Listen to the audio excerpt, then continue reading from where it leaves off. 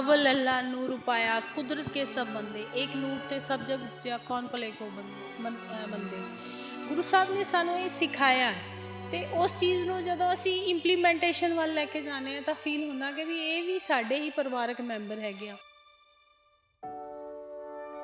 ਜਿਹੜਾ ਇਹਨਾਂ ਦਾ ਦਰਦ ਹੈ ਉਹ ਕੌਣ ਫੀਲ ਕਰੇਗਾ?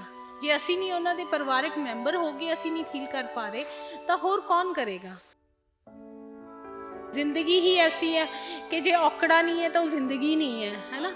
ਤੇ ਉਹਦੇ ਵਿੱਚ ਉੱਪਰ ਥੱਲੇ ਚੱਲਦਾ ਹੀ ਰਹਿੰਦਾ। ਕਦੇ ਸਰਕਾਰਾਂ ਵੱਲੋਂ ਵੀ ਤੁਸੀਂ ਇਹ ਟੈਕਸ ਨਹੀਂ ਭਰਾਏ ਹੈਗੇ, ਕਦੇ ਬਿਜਲੀ ਦੇ ਕਨੈਕਸ਼ਨ ਕੱਟ ਦਿੱਤੇ ਜਾਂਦੇ ਹੈਗੇ ਆ।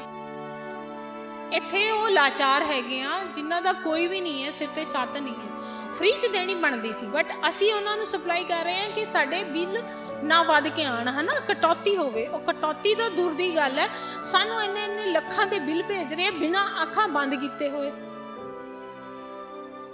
ਬਸ ਪਹਿਲਾਂ ਤਾਂ ਅਸੀਂ ਪੰਜਗੂਲੇ ਰਹਿਣ ਤੇ ਫਿਰ ਕੁੜੀ ਮੈਨੂੰ ਛੱਡ ਗਈ, ਫਿਰ ਮੈਂ ਇੱਥੇ ਆ ਗਈ ਨਾ ਕੋਲ। God cannot be everywhere, that's why he created mothers। ਕਿ ਪਰਮਾਤਮਾ ਦੁਨੀਆ ਦੇ ਉੱਪਰ ਹਰ ਜਗ੍ਹਾ ਦੇ ਉੱਪਰ ਨਹੀਂ ਹੋ ਸਕਦਾ, ਇਸ ਕਰਕੇ ਮਾਵਾਂ ਨੂੰ ਬਣਾ ਕੇ ਦੁਨੀਆ ਤੇ ਭੇਜਿਆ। ਪਰ ਜਦੋਂ ਮੈਂ ਇੱਥੇ ਆਇਆ, ਮਾਵਾਂ ਨੂੰ ਦੇਖਿਆ, ਬਜ਼ੁਰਗਾਂ ਨੂੰ ਦੇਖਿਆ ਤਾਂ ਇਨਸਾਨੀਅਤ ਸ਼ਰਮਸਾਰ ਜ਼ਰੂਰ ਹੁੰਦੀ ਆ।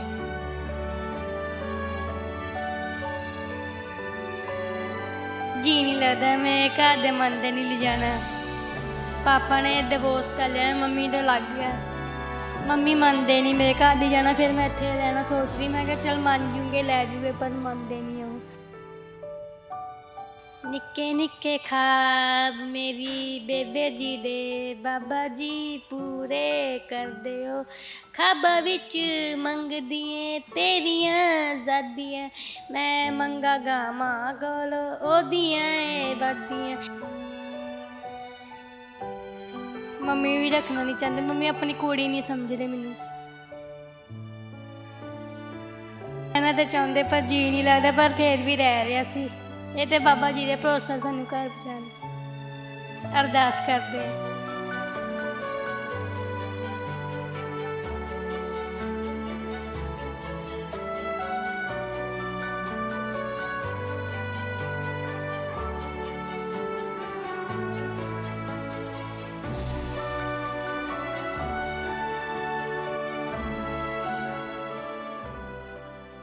ਨਿਊਜ਼ ਓਨਲੀ ਤੁਸੀਂ ਦੇਖ ਰਹੇ ਹੋ ਤੇ ਮੈਂ ਤੁਹਾਡੇ ਨਾਲ ਜਗਵਿੰਦਰ ਸਿੰਘ। ਸਾਡੇ ਇਸ ਖਾਸ ਪ੍ਰੋਗਰਾਮ ਰੱਬੀ ਰੂਹਾਂ ਦੇ ਵਿੱਚ ਸਾਰੇ ਦਰਸ਼ਕਾਂ ਦਾ ਸਵਾਗਤ ਹੈ।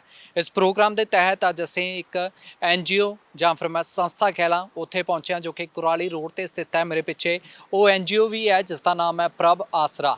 ਤੇ ਇਸ ਨਾਮ ਤੋਂ ਹੀ ਬੜਾ ਕੁਝ ਜਿਹੜਾ ਮੇਰੇ ਖਿਆਲ ਤੁਸੀਂ ਵੀ ਸਮਝ ਗਏ ਹੋਵੋਗੇ ਕਿ ਕਿਹੜੇ NGO ਦੀ ਮੈਂ ਅੱਜ ਗੱਲ ਕਰਨ ਜਾ ਰਿਹਾ ਜਾਂ ਫਿਰ ਕਿਹੜੇ NGO ਦੇ ਵਿੱਚ ਮੈਂ ਤੁਹਾਨੂੰ ਅੱਜ ਉਹਨਾਂ ਲੋਕਾਂ ਜਾਂ ਫਿਰ ਉਹਨਾਂ ਹੋਮਲੈਸ ਪੀਪਲ ਜਿਹੜੇ ਕਿ ਘਰ ਤੋਂ ਬੇਦਖਲ ਹੋ ਜਾਂਦੇ ਨੇ ਜਾਂ ਫਿਰ ਹੋਰ ਕਾਫੀ ਪਰੇਸ਼ਾਨੀਆਂ ਦੇ ਕਰਕੇ ਉਹ ਇੱਥੇ ਆਉਂਦੇ ਨੇ ਅਤੇ ਜਿਨ੍ਹਾਂ ਦੇ ਵੱਲੋਂ ਉਹਨਾਂ ਨੂੰ ਆਸਰਾ ਦਿੱਤਾ ਜਾਂਦਾ, ਇੱਕ ਸ਼ੈਲਟਰ ਜਿਹੜਾ ਪ੍ਰੋਵਾਈਡ ਕੀਤਾ ਜਾਂਦਾ, ਉਹਨਾਂ ਦੇ ਨਾਲ ਵੀ ਗੱਲਬਾਤ ਕਰਾਂਗੇ।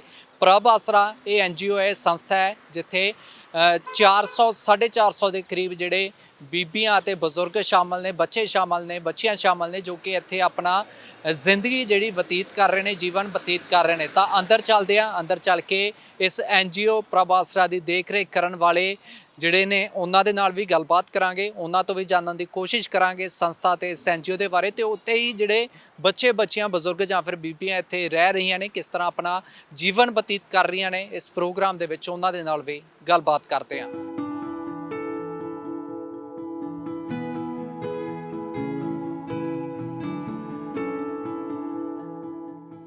ਸੋ ਇਸ ਵੇਲੇ ਸਾਡੇ ਨਾਲ ਇਸ ਸੰਸਥਾ ਨੂੰ ਪ੍ਰਭ ਆਸਰਾ ਨੂੰ ਚਲਾਉਣ ਵਾਲੇ ਜਾਂ ਮੈਂ ਕਹਿ ਲਾਂ ਕਿ ਪ੍ਰਭ ਆਸਰਾ ਦੀ ਦੇਖ ਰੇਖ ਕਰਨ ਵਾਲੇ ਮੈਮ ਰਜਿੰਦਰ ਕੌਰ ਜੀ ਸਾਡੇ ਨਾਲ ਮੌਜੂਦ ਨੇ, ਉਹਨਾਂ ਦੇ ਨਾਲ ਗੱਲਬਾਤ ਕਰਾਂਗੇ। ਮੈਮ ਸਵਾਗਤ ਹੈ ਤੁਹਾਡਾ ਸਾਡੇ ਚੈਨਲ ਤੇ ਨਾਲ ਹੀ ਬਹੁਤ-ਬਹੁਤ ਵਧਾਈ ਦੇ ਪਾਤਰ ਵੀ ਹਾਂ, ਕਿਉਂਕਿ ਜਿਸ ਤਰੀਕੇ ਦਾ ਯੋਗਦਾਨ ਤੁਸੀਂ ਪਾ ਰਹੇ ਹੋ, ਜਿਹੜੀਆਂ ਚੀਜ਼ਾਂ ਆਪਾਂ ਦੇਖਣ ਨੂੰ ਮਿਲਦੀਆਂ ਨੇ ਉਹਨਾਂ ਤੋਂ ਵੀ ਆਪਾਂ ਮੁਨਕਰ ਨਹੀਂ ਹੋ ਸਕਦੇ। ਤੁਸੀਂ ਉਸ ਨੂੰ ਚਲਾ ਕੇ ਇੱਕ ਨਵਾਂ ਪਰਿਵਾਰ ਇੱਥੇ ਜਾਂ ਫਿਰ ਨਵਾਂ ਸੰਸਾਰ ਇੱਥੇ ਜਿਹੜਾ ਤੁਸੀਂ ਉਗਾ ਰਹੇ ਹੋ। ਬਹੁਤ ਬਹੁਤ ਧੰਨਵਾਦ। ਸਾਂਝਾ TV ਦਾ ਤਾਂ ਸ਼ੁਰੂ ਤੋਂ ਹੀ ਬਹੁਤ ਵੱਡਾ ਸਹਿਯੋਗ ਰਿਹਾ ਹੈਗਾ ਤੇ ਬਹੁਤ ਚੰਗਾ ਲੱਗਦਾ ਜਦੋਂ ਸਾਡਾ ਸਰੋਤਿਆਂ ਤੱਕ ਆਵਾਜ਼ ਪਹੁੰਚਾਉਂਦੇ ਆ, ਜਿਹੜੇ ਵਿਚਾਰੇ ਵੌਇਸਲੈਸ ਹੈਗੇ ਆ, ਜਿਨ੍ਹਾਂ ਦਾ ਮਤਲਬ ਆਪਣੀ ਪੇਨ ਨਹੀਂ ਦੱਸ ਸਕਦੇ, ਉਹਨਾਂ ਦੀ ਵੌਇਸ ਸੰਗਤ ਤੱਕ ਪਹੁੰਚਾਉਂਦੇ ਆ। Thank you.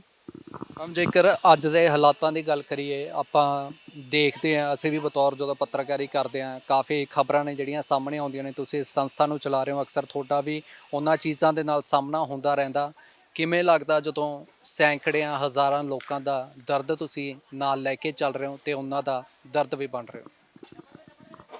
ਅਸਲ ਵਿੱਚ ਇਹ ਫੀਲ ਹੁੰਦਾ ਕਿ ਵੀ ਅਵਲ ਅੱਲਾ ਨੂਰ ਪਾਇਆ ਕੁਦਰਤ ਕੇ ਸਭ ਬੰਦੇ ਇੱਕ ਨੂਰ ਤੇ ਸਭ ਜਗ ਉਪਜਿਆ ਕੌਣ ਭਲੇ ਕੋ ਮੰਦੇ। ਗੁਰੂ ਸਾਹਿਬ ਨੇ ਸਾਨੂੰ ਇਹ ਸਿਖਾਇਆ ਹੈ ਤੇ ਉਸ ਚੀਜ਼ ਨੂੰ ਜਦੋਂ ਅਸੀਂ ਇੰਪਲੀਮੈਂਟੇਸ਼ਨ ਵੱਲ ਲੈ ਕੇ ਜਾਂਦੇ ਹਾਂ ਤਾਂ ਫੀਲ ਹੁੰਦਾ ਕਿ ਵੀ ਇਹ ਵੀ ਸਾਡੇ ਹੀ ਪਰਿਵਾਰਕ ਮੈਂਬਰ ਹੈਗੇ ਆ, ਅਸੀਂ ਇੱਕੋ ਦਾਤਾ ਦੀ ਔਲਾਦ ਹੈਗੇ ਆ, ਹੈ ਨਾ। ਤੇ ਕੀ ਕਾਰਨ ਹੈ ਕਿ ਪਰਮਾਤਮਾ ਨੇ ਸਾਨੂੰ ਤਾਂ ਬਹੁਤ ਹੈਲਦੀ ਬੋਡੀ ਦਿੱਤੀ ਹੈ ਨਾ, ਬਹੁਤ ਅਸੀਂ ਚੰਗੇ ਭਲੇ ਹਰ ਚੀਜ਼ ਸਾਡੇ ਕੋਲ ਅਵੇਲੇਬਲ ਹੈਗੀ ਆ, ਪਰ ਬਹੁਤ ਕਾਰਨ ਹੋ ਜਾਂਦੇ ਆ, ਕਰਮਾਂ ਦੀ ਖੇਡ ਹੋ ਸਕਦੀ, ਕੀ ਹੋ ਸਕਦਾ ਹੈ ਨਾ, ਵੀ ਇਹਨਾਂ ਕੋਲ ਜਾਂ ਤਾਂ ਮੈਂਟਲੀ ਉਹ ਸਟੇਬਲ ਨਹੀਂ ਹੈਗੇ ਜਾਂ ਹੈਲਦੀ ਬੋਡੀ ਨਹੀਂ ਹੈਗੀ। ਬਟ ਜਿਹੜਾ ਇਹਨਾਂ ਦਾ ਦਰਦ ਹੈ ਉਹ ਕੌਣ ਫੀਲ ਕਰੇਗਾ? ਜੇ ਅਸੀਂ ਨਹੀਂ ਉਹਨਾਂ ਦੇ ਪਰਿਵਾਰਕ ਮੈਂਬਰ ਹੋ ਗਏ, ਅਸੀਂ ਨਹੀਂ ਫੀਲ ਕਰ ਪਾ ਰਹੇ ਤਾਂ ਹੋਰ ਕੌਣ ਕਰੇਗਾ? ਉਸੇ ਫੀਲਿੰਗ ਨੂੰ ਮਤਲਬ ਅੰਦਰੋਂ ਇਮੋਸ਼ਨਸ ਉਹਨਾਂ ਦੇ ਫੀਲ ਕਰਦੇ ਹੋਏ, ਉਹਨਾਂ ਦੀ ਪੇਨ ਨੂੰ ਫੀਲ ਕਰਦੇ ਹੋਏ ਕੋਸ਼ਿਸ਼ ਕੀਤੀ ਕਿ 2003 ਵਿੱਚ ਇਹ ਘਰ ਹੋਂਦ ਵਿੱਚ ਆਇਆ ਤੇ ਜਿੱਥੇ 2 ਕਮਰੇ ਕਿਰਾਏ ਤੇ ਲੈ ਕੇ ਸ਼ੁਰੂ ਹੋਇਆ ਸੀ, ਅੱਜ ਪਰਮਾਤਮਾ ਦੀ ਕਿਰਪਾ ਦੇ ਨਾਲ ਤੁਸੀਂ ਦੇਖ ਸਕਦੇ ਕਾਫੀ ਵੱਡਾ ਇਨਫਰਾਸਟ੍ਰਕਚਰ ਇੱਥੇ ਹੈਗਾ। ਇਸ ਤੋਂ ਇਲਾਵਾ ਝੰਜੇੜੀ ਲਾਂਡਰ ਰੋਡ ਤੇ ਹੈਗਾ ਤੇ ਫਿਰ ਉਰਾਈ ਰਾਏਕੋਟ ਦੇ ਕੋਲ ਹੈਗਾ। ਇੱਕ ਹੁਣ ਕੋਵਿਡ ਦੇ ਵਿੱਚ ਬਹੁਤ ਜ਼ਿਆਦਾ ਐਮਰਜੈਂਸੀ ਲੋੜ ਮਹਿਸੂਸ ਹੋਈ, ਪਬਲਿਕ ਨੇ ਕਾਫੀ ਆਵਾਜ਼ ਉਠਾਈ ਕਿ ਵੀ ਬਾਹਰ ਓਪੀਡੀਜ਼ ਬੰਦ ਹੋ ਗਈਆਂ, ਵੀ ਸਾਡੇ ਕੋਲ ਜਾਣ ਲਈ ਕੋਈ ਮਤਲਬ ਇਲਾਜ ਕਰਾਉਣ ਲਈ ਕੋਈ ਘਰ ਨਹੀਂ ਬਚਿਆ। ਸਾਡੇ ਕੋਲ ਇੱਥੇ ਜੇ ਅਸੀਂ ਉਹਨਾਂ ਨੂੰ ਅੰਦਰ ਕਰਦੇ ਸੀਗੇ, ਸਾਡੇ ਡਾਕਟਰਸ ਤੋਂ ਇਲਾਜ ਅੰਦਰ ਕਰਵਾਉਂਦੇ ਸੀ, ਤਾਂ ਇਹ ਵੀ ਡਰ ਸੀਗਾ ਕਿ ਇਹਨਾਂ ਨੂੰ ਇਨਫੈਕਸ਼ਨ ਨਾ ਹੋ ਜਾਏ, ਕੋਵਿਡ ਨਾ ਹੋ ਜਾਏ, ਕਿਉਂਕਿ 450 ਬੰਦਿਆਂ ਨੂੰ ਸੇਫ ਰੱਖਣਾ ਸਾਡੇ ਲਈ ਬਹੁਤ ਵੱਡੀ ਉਸ ਟਾਈਮ ਸੇਵਾਦਾਰਾਂ ਨੂੰ ਵੀ ਅਸੀਂ ਅੰਦਰ ਹੀ ਰੱਖਿਆ ਹੋਇਆ ਸੀਗਾ ਤੇ ਇੱਕ ਬਹੁਤ ਵੱਡੀ ਪ੍ਰੋਬਲਮ ਸੀਗੀ। ਉਹ ਹੁਣ ਚੈਰੀਟੇਬਲ ਹਸਪੀਟਲ ਵੀ ਚੱਲ ਰਿਹਾ ਸੰਗਤ ਵਾਸਤੇ, ਬਹੁਤ ਨੋਮੀਨਲ ਕੋਸਟ ਤੇ 20 ਰੁਪਏ ਦੀ ਇੱਕ ਓਪੀਡੀ 'ਚ ਸੁਪਰ ਸਪੈਸ਼ਲਿਸਟ ਡਾਕਟਰਸ ਉਹਨਾਂ ਦਾ ਇਲਾਜ ਕਰਦੇ ਆ। ਤੇ ਨਾਲ ਲੱਗਦਾ ਹੀ ਇਹ ਜਿਹੜੇ ਹੋਮਸ ਹੈਗੇ ਆ ਇਹਨਾਂ ਦੇ ਵਿੱਚ ਲਗਾਤਾਰ ਹੀ ਜਿਹੜੇ ਇਨਹੈਬੀਟੈਂਟਸ ਹੈ ਉਹਨਾਂ ਦੀ ਗਿਣਤੀ ਵੱਧਦੀ ਜਾ ਰਹੀ ਹੈ, ਜਿਹੜੇ ਵਿਚਾਰੇ ਲਾਚਾਰ ਹੈਗੇ ਆ, ਮਿਸਿੰਗ ਹੈ, ਅਬੈਂਡਨਡ ਹੈਗੇ ਆ, ਅਲੱਗ-ਅਲੱਗ ਹਾਲਤਾਂ ਵਿੱਚ ਪਹੁੰਚਦੇ ਹੈਗੇ ਆ ਤੇ ਉਹਨਾਂ ਦੀ ਕੇਅਰ ਤੇ ਰੀਹੈਬਿਲਿਟੇਸ਼ਨ ਦੇ ਉਪਰਾਲੇ ਚੱਲ ਰਹੇ ਹੈਗੇ ਆ। ਜੇਕਰ ਮੈਂ ਅੱਜ ਕੱਲ ਗੱਲ ਕਰਾਂ, ਕਈ ਵਾਰ ਹੁੰਦਾ ਕਿ ਕਹਿੰਦੇ ਨੇ ਕਿ ਪੁੱਤ ਵੀ ਜਿਹੜੇ ਕਪੁੱਤ ਹੋ ਜਾਂਦੇ ਨੇ ਜਾਂ ਫਿਰ ਬਜ਼ੁਰਗਾਂ ਨੂੰ ਘਰ ਦੇ ਵਿੱਚੋਂ ਬੇਦਖਲ ਕਰ ਦਿੰਦੇ ਨੇ। ਜਦੋਂ ਬਜ਼ੁਰਗ ਇੱਥੇ ਆਉਂਦੇ ਨੇ, ਕਿਉਂਕਿ ਅੱਜ ਕੱਲ ਆਪਣੇ ਵੀ ਆਪਣੇ ਨਹੀਂ ਰਹਿੰਦੇ ਉਹ ਹਾਲਾਤਾਂ 'ਚ, ਤੁਸੀਂ ਹੋਰਾਂ ਦੇ ਲਈ ਆਪਣੇ ਬਣ ਰਹੇ ਹੋ, ਹੋਰਾਂ ਨੂੰ ਤੁਸੀਂ ਇੱਕ ਆਸਰਾ ਦੇ ਰਹੇ ਹੋ, ਇੱਥੇ ਛੱਤ ਪ੍ਰੋਵਾਈਡ ਕਰ ਰਹੇ ਹੋ। ਛੱਤ ਦੇ ਨਾਲ ਨਾਲ ਮੇਰੇ ਖਿਆਲ ਨਾਲ ਜਿਸ ਤਰੀਕੇ ਦਾ ਮੈਂ ਇੱਥੇ ਮਾਹੌਲ ਦੇਖਿਆ, ਉਹ ਕਹਿੰਦੇ ਹੁੰਦੇ ਨੇ ਕਿ ਜਿਉਂਦੇ ਜੀ ਤੁਸੀਂ ਸਵਰਗ ਨਹੀਂ ਦੇਖ ਸਕਦੇ, ਬਟ ਮੈਨੂੰ ਲੱਗਦਾ ਹੈ ਕਿ ਮੈਂ ਇੱਥੇ ਆ ਕੇ ਜੋ ਵੀ ਮੈਂ ਵਿਚਰਿਆ ਹੁਣ ਤੱਕ, ਇਹ ਝੂਠ ਨਹੀਂ ਹੋਵੇਗਾ ਜੇਕਰ ਮੈਂ ਕਹਾਂ ਕਿ ਇੱਥੇ ਵਾਕਿਆ ਦੇ ਵਿੱਚ ਸਵਰਗ ਹੈ। ਪਰ ਇੱਕ 2 ਕਮਰਿਆਂ ਤੋਂ ਸ਼ੁਰੂ ਕੀਤਾ, ਇਹ ਸੋਚ ਕਿਵੇਂ ਆਈ ਅਤੇ ਜਿਹੜਾ ਤੁਹਾਡੇ ਫੈਮਿਲੀ ਸੀ ਨਾਲ ਉਹਨਾਂ ਦੀ ਕਿੰਨੀ ਕੁ ਸਪੋਰਟ ਰਹੀ? ਕਿਉਂਕਿ ਮੇਰੇ ਖਿਆਲ ਅੱਜ ਜੇ ਕੋਈ ਸੋਸ਼ਲ ਉਹਦੇ ਰਾਹਾਂ 'ਤੇ ਵੀ ਚੱਲਦਾ ਤਾਂ ਉਹਨੂੰ ਵੀ ਕਾਫੀ ਮੁਸ਼ਕਲਾਂ ਦਾ ਸਾਹਮਣਾ ਕਰਨਾ ਪੈਂਦਾ। ਕਿੰਨੀਆਂ ਕੁ ਦਿੱਕਤਾਂ ਆਈਆਂ ਸੀ ਅਤੇ ਹੁਣ ਕਿਹੋ ਜਿਹਾ ਜਿਹੜਾ ਕਹਿ ਲਾਂ ਰਿਸਪੌਂਸ ਮਿਲ ਰਿਹਾ? ਇਹ ਸਭ ਤਸਵੀਰਾਂ ਜਦੋਂ ਸਾਹਮਣੇ ਆਉਂਦੀਆਂ ਨੇ, ਜੋ ਤੁਹਾਨੂੰ ਫੋਨ ਆਉਂਦੇ ਨੇ ਜਾਂ ਫਿਰ ਕਹਿ ਲਾਂ ਕਿ ਤੁਹਾਨੂੰ ਜਿਹੜਾ ਇੱਕ ਫੀਡਬੈਕ ਮਿਲਦੀ ਆ ਲੋਕਾਂ ਤੋਂ? ਪਰਮਾਤਮਾ ਦੀ ਕਿਰਪਾ ਹਮੇਸ਼ਾ ਰਹੀ ਹੈ, ਉਸੇ ਕਿਰਪਾ ਦੇ ਕਰਕੇ ਇਹ ਮਤਲਬ ਸੰਸਥਾ ਹੋਣੀ ਚਾਹੀਏ। ਜਿਵੇਂ ਆਪ ਜੀ ਕਹਿੰਦੇ ਬਜ਼ੁਰਗਾਂ ਨੂੰ ਆਪਣੇ ਹੀ ਨਹੀਂ ਸਾਂਭਦੇ, ਅਸਲ ਵਿੱਚ ਕਿਤੇ ਸਾਡੇ ਉਹ ਸੰਸਕਾਰਾਂ ਦੀ ਘਾਟ ਵੀ ਹੁੰਦੀ ਹੈ ਤੇ ਜੋ ਸਾਨੂੰ ਅੰਦਰੋਂ ਫੀਲ ਕਰਨਾ ਚਾਹੀਦਾ ਕਿ ਵੀ ਅਸੀਂ ਜਨਮ ਲਿਆ, ਇੱਕ ਦਿਨ ਅਸੀਂ ਇੱਥੇ ਆਏ ਹਾਂ ਸੰਸਾਰ 'ਚ ਤੇ ਜਾਣਾ ਵੀ ਹੈ। ਜੋ ਆਇਆ ਸੋ ਚਲ ਸੀ, ਸਭ ਕੋਈ ਆਈ ਵਾਰੀ ਹੈ, जिसके जी प्राण है क्यों साहेब मनो विसारे। जो आया सो चल सी, सब कोई आई वारे, जिसके जी प्राण है क्यों साहेब मनो विसारी है। सानू ये समझ के चलना पैना कि भी असी आए हाँ तो जाना है। जे सानू ये समझ आ गई जिस दिन भी जाना है, जाना कित्थे है, की करके जाना, उत्थे तुहानू अगे किदां दा माहौल मिलना, किदां दी तुहानू मतलब जिवें असी कह दिंदे कि नरक स्वर्ग है ना, स्वर्गां च जाना तो की करना है, ਉਹ ਸਾਡੀਆਂ ਗੁੱਡ ਡੀਡਸ ਹੈ ਜਿਹੜੀਆਂ ਪਰਮਾਤਮਾ ਨੇ ਸਾਨੂੰ ਦੇਖਣਾ ਹੈਗਾ, ਸਾਨੂੰ ਆਪਣੀ ਗੋਚ ਬਿਠਾਉਣਾ ਹੈ ਨਾ, ਕਿ ਅਸੀਂ ਉਹ ਫਿਰ ਵੀ ਜਾਨਵਰਾਂ ਵਾਂਗੂ ਅਸੀਂ ਅੱਗੇ ਫਿਰ ਆਪਣੇ ਜੀਵਨ ਬਤੀਤ ਕਰਨੇ ਆ ਕਿ ਉਹਦੀ ਗੋਦ ਵਿੱਚ ਜਾ ਕੇ ਬੈਠਣਾ ਹੈ ਨਾ। ਤੇ ਇਹ ਸਾਨੂੰ ਫੀਲ ਹੋਣਾ ਚਾਹੀਦਾ ਹੈ ਕਿ ਅਸੀਂ ਵੀ ਬਜ਼ੁਰਗ ਹੋਣਾ, ਜਦੋਂ ਬਜ਼ੁਰਗ ਹੋ ਗਏ ਸਾਨੂੰ ਕਿਹਨੇ ਸਾਂਭਣਾ। ਤੇ ਦੂਸਰੀ ਗੱਲ, ਜਿਵੇਂ ਘਰ ਦੀ ਗੱਲ ਹੈ ਕਿ ਇਸ ਤਰ੍ਹਾਂ ਦੀਆਂ ਔਕੜਾਂ ਤਾਂ ਹਮੇਸ਼ਾ ਹੀ ਜਦੋਂ ਕੋਈ ਘਰ ਚੱਲਦੇ ਆ, ਇੱਕ ਜ਼ਿੰਦਗੀ ਹੀ ਐਸੀ ਹੈ ਕਿ ਜੇ ਔਕੜਾਂ ਨਹੀਂ ਹੈ ਤਾਂ ਉਹ ਜ਼ਿੰਦਗੀ ਨਹੀਂ ਹੈ ਨਾ। ਤੇ ਉਹਦੇ ਵਿੱਚ ਉੱਪਰ ਥੱਲੇ ਚੱਲਦਾ ਹੀ ਰਹਿੰਦਾ, ਕਦੇ ਸਰਕਾਰਾਂ ਵੱਲੋਂ ਵੀ ਤੁਸੀਂ ਇਹ ਟੈਕਸ ਨਹੀਂ ਭਰਾਏ ਹੈਗੇ, ਕਦੇ ਬਿਜਲੀ ਦੇ ਕਨੈਕਸ਼ਨ ਕੱਟ ਦਿੱਤੇ ਜਾਂਦੇ ਹੈਗੇ ਆ, ਕਦੇ ਕਹਿ ਦਿੱਤਾ ਜੇ ਕਿ ਤੁਸੀਂ ਬੱਚਿਆਂ ਨੂੰ ਵੇਚਦੇ ਹੈਗੇ ਆ, ਤੇ ਜਦੋਂ ਇਨਵੈਸਟੀਗੇਸ਼ਨ CBI ਕਰਦੀ ਹੈ ਤਾਂ ਉਹਦੇ ਵਿੱਚੋਂ ਕੁਝ ਵੀ ਨਹੀਂ ਨਿਕਲਦਾ। ਉਹ ਇਹ ਜ਼ਿਕਰ ਕੀਤਾ ਕਿ ਕਈ ਵਾਰ ਹੁੰਦਾ ਸਰਕਾਰਾਂ ਦੇ ਵੱਲੋਂ ਇਹ ਵੀ ਜਿਹੜੇ ਇਲਜ਼ਾਮ ਲਗਾ ਦਿੱਤੇ ਜਾਂਦੇ ਨੇ, ਟੈਕਸ ਨਹੀਂ ਭਰਿਆ ਜਾਂ ਫਿਰ ਬਿਜਲੀ ਕੱਟ ਦਿੱਤੀ ਜਾਂਦੀ ਆ। ਐਨੇ ਤੁਸੀਂ ਜਿਹੜੇ ਬੇਦਖਲ ਕੀਤੇ ਗਏ ਨੇ ਬਜ਼ੁਰਗ ਨੇ ਇੱਥੇ, ਮਾਵਾਂ ਨੇ, ਭੈਣਾਂ ਨੇ ਜਾਂ ਫਿਰ ਬੀਬੀਆਂ ਨੇ, ਬਜ਼ੁਰਗ ਨੇ, ਹੋਰ ਜਿਹੜੇ ਇੱਥੇ ਮੇਲ ਦੇ ਮੈਂ ਗੱਲ ਕਰ ਲਾਂ ਇਨਸਾਨ ਨੇ, ਉਹ ਵੀ ਇੱਥੇ ਪਹੁੰਚੇ ਨੇ। ਫਿਰ ਵੀ ਕਦੇ ਹੋਇਆ ਕਿ ਵਾਕਿਆ ਦੇ ਵਿੱਚ ਲਾਈਟ ਕੱਟ ਦਿੱਤੀ ਜਾਂਦੀ ਹੋਵੇ ਜਾਣ ਬੁੱਝ ਕੇ, ਇਦਾਂ ਦਾ ਹੋਇਆ? ਹਾਂ ਬਿਲਕੁਲ ਜੀ। ਪਿਛਲੇ 2-3 ਮਹੀਨਿਆਂ ਪਹਿਲਾਂ ਸਾਡਾ ਇਦਾਂ ਹੀ ਹੋਇਆ ਕਿ ਪਹਿਲਾਂ ਅਸੀਂ ਉਹ ਜਿਵੇਂ ਮਮਤਾ ਫੁਲਵਾੜੀ ਦੇ ਉੱਪਰ ਆਪ ਦੇਖ ਸਕਦੇ ਹੋ ਕਿੰਨੇ ਸੋਲਰ ਪੈਨਲ ਲਗਵਾਏ ਹੈਗੇ ਆ। ਇਹ ਬਿਜਲੀ ਵਾਸਤੇ ਲਗਵਾਏ ਆ, 72 kV ਦੇ ਸੋਲਰ ਪੈਨਲਸ ਹੈਗੇ ਆ ਜਿਹੜੇ ਕਿ ਸਰਕਾਰ ਨੂੰ ਬਿਜਲੀ ਜਾ ਰਹੀ ਹੈ। ਬਟ ਜਦੋਂ ਬਿੱਲ ਆਉਂਦੇ ਆ ਤਾਂ ਉਹ ਕਟੌਤੀ ਨਹੀਂ ਕੀਤੀ ਜਾਂਦੀ। ਸਰਕਾਰ ਬਿਜਲੀ ਸਾਡੇ ਤੋਂ ਲੈ ਰਹੀ ਹੈ, ਸਾਨੂੰ ਦੇਣੀ ਚਾਹੀਦੀ ਸੀਗੀ ਫ੍ਰੀ 'ਚ, ਕਿਉਂਕਿ ਇੱਥੇ ਉਹ ਲਾਚਾਰ ਹੈਗੇ ਆ ਜਿਨ੍ਹਾਂ ਦਾ ਕੋਈ ਵੀ ਨਹੀਂ ਹੈ, ਸਿਰ ਤੇ ਛੱਤ ਨਹੀਂ ਹੈ, ਫ੍ਰੀ 'ਚ ਦੇਣੀ ਬਣਦੀ ਸੀ। ਬਟ ਅਸੀਂ ਉਹਨਾਂ ਨੂੰ ਸਪਲਾਈ ਕਰ ਰਹੇ ਹਾਂ ਕਿ ਸਾਡੇ ਬਿੱਲ ਨਾ ਵੱਧ ਕੇ ਆਉਣ, ਹੈ ਨਾ, ਕਟੌਤੀ ਹੋਵੇ। ਉਹ ਕਟੌਤੀ ਤਾਂ ਦੂਰ ਦੀ ਗੱਲ ਹੈ, ਸਾਨੂੰ ਇੰਨੇ ਲੱਖਾਂ ਦੇ ਬਿੱਲ ਭੇਜ ਰਹੇ ਬਿਨਾਂ ਅੱਖਾਂ ਬੰਦ ਕੀਤੇ ਹੋਏ ਵੀ ਤੁਸੀਂ ਕਟੌਤੀ ਵੀ ਨਹੀਂ ਕਰ ਰਹੇ। ਬਹੁਤ ਕਿਹਾ ਵੀ ਤੁਸੀਂ ਇਨਵੈਸਟੀਗੇਸ਼ਨ ਕਰੋ, ਚੈੱਕ ਕਰੋ ਵੀ ਗਲਤੀ ਹੋ ਕਿੱਥੇ ਰਹੀ ਆ, ਤੁਸੀਂ ਬਿੱਲ ਪ੍ਰੋਪਰ ਭੇਜੋ, ਅਸੀਂ ਪੇਮੈਂਟ ਕਰਦੇ ਹਾਂ। ਕਹਿੰਦੇ ਸਾਨੂੰ ਤੁਸੀਂ ਅੱਧੀ ਪੇਮੈਂਟ ਕਰ ਦਿਓ, ਉਹ ਕਰਦੇ ਰਹੇ, ਬਹੁਤ ਸਾਲ ਕਰਦੇ ਰਹੇ। ਬਟ ਜਦੋਂ ਦੇਖਿਆ ਕਿ ਨਹੀਂ ਇਹਨਾਂ ਦੇ ਸਿਰ ਤੇ ਜੂੰ ਨਹੀਂ ਸਰਕਦੀ, ਇਹ ਹੈਲਪ ਕਰਨ ਲਈ ਤਿਆਰ ਨਹੀਂ ਹੈਗੇ ਤੇ ਇਹ ਬਿੱਲ ਠੀਕ ਕਰਨ ਲਈ ਵੀ ਤਿਆਰ ਨਹੀਂ ਹੈਗੇ, ਤਾਂ ਫਿਰ ਅਸੀਂ ਕਿਹਾ ਵੀ ਹੁਣ ਜੇ ਤੁਸੀਂ ਨਾ ਕੀਤਾ ਤਾਂ ਅਸੀਂ ਪੇਮੈਂਟ ਨਹੀਂ ਕਰਨੀ। ਕੁਦਰਤੀ ਕੋਵਿਡ ਆ ਗਿਆ। ਕੋਵਿਡ 'ਚ ਤਾਂ ਹਾਲਾਤ ਇੱਦਾਂ ਦੇ ਹੋ ਗਏ, ਨਾ ਬੰਦਾ ਬਾਹਰ ਜਾ ਸਕਦਾ ਨਾ ਆ ਸਕਦਾ। ਕੁਛ ਹਾਲਾਤ ਬਾਹਰ ਜੇ ਹੁਣ ਕਿਸੇ ਦੀ ਸਪੋਰਟ ਨਾ ਕਰਦੇ ਉਹ ਵੀ ਪ੍ਰੋਬਲਮ 'ਚ ਆ ਸਕਦੇ ਸੀਗੇ। ਉਹ ਸਪੋਰਟ ਵਿੱਚ ਹੀ ਕਾਫੀ ਫਾਈਨੈਂਸ ਲੱਗ ਗਿਆ, ਕੁਛ ਬਾਹਰੋਂ ਬੰਦਿਆਂ ਦਾ ਆਉਣਾ ਜਾਣਾ ਬੰਦ ਹੋ ਗਿਆ, ਫਾਈਨੈਂਸ ਬਿਲਕੁਲ ਹੀ ਬੰਦ ਹੋ ਗਿਆ, ਜਿਸ ਕਾਰਨ ਕਰਕੇ ਵੀ ਸਾਡੇ ਬਿਜਲੀ ਦੇ ਬਿੱਲ ਬੰਦ ਹੋ ਗਏ। ਤੇ ਉਹ ਇਹਨਾਂ ਨੂੰ ਜਦੋਂ ਹੁਣ ਕਹਿੰਦੇ ਵੀ ਅਸੀਂ ਕਿਹਾ ਵੀ ਹੁਣ ਵੀ ਤੁਸੀਂ ਠੀਕ ਕਰਕੇ ਭੇਜੋ, ਸਾਰਾ ਕੁਝ ਨਹੀਂ ਕੀਤਾ। ਇਹ ਸਰਕਾਰ ਕਹਿੰਦੀ ਸੀਗੀ ਕਿ ਅਸੀਂ ਇੰਨੇ ਯੂਨਿਟ ਮਾਫ ਕਰਾਂਗੇ। ਅਸੀਂ ਕਿਹਾ ਵੀ ਜੇ ਸਾਡੇ ਕੋਲ 450 ਪ੍ਰਾਣੀ ਹੈਗਾ, ਤੁਸੀਂ ਪਰ ਫੈਮਿਲੀ 4 ਮੈਂਬਰ ਲੈ ਲਓ, ਤੁਸੀਂ ਹੁਣ 100 ਫੈਮਲੀਜ਼ ਮੰਨ ਕੇ ਚੱਲ ਲਓ, 100 ਫੈਮਲੀਜ਼ ਨਾਲ 300 ਨੂੰ ਯੂਨਿਟ ਨੂੰ ਮਲਟੀਪਲਾਈ ਕਰਕੇ ਘੱਟੋ ਘੱਟ ਇੰਨੀ ਬਿਜਲੀ ਤਾਂ ਤੁਹਾਨੂੰ ਫ੍ਰੀ ਦੇਣੀ ਬਣਦੀ ਹੈ ਨਾ।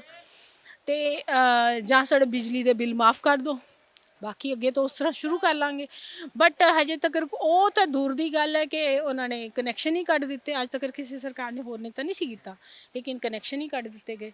ਫਿਰ ਮਤਲਬ ਪ੍ਰੈਸ ਮੀਡੀਆ 'ਚ ਕਾਫੀ ਰੌਲਾ ਪਾਇਆ, ਕਾਫੀ ਆਵਾਜ਼ ਉਠਾਉਣ ਤੋਂ ਬਾਅਦ ਇਹ ਫਿਰ ਤੋਂ ਚਾਲੂ ਹੋਏ।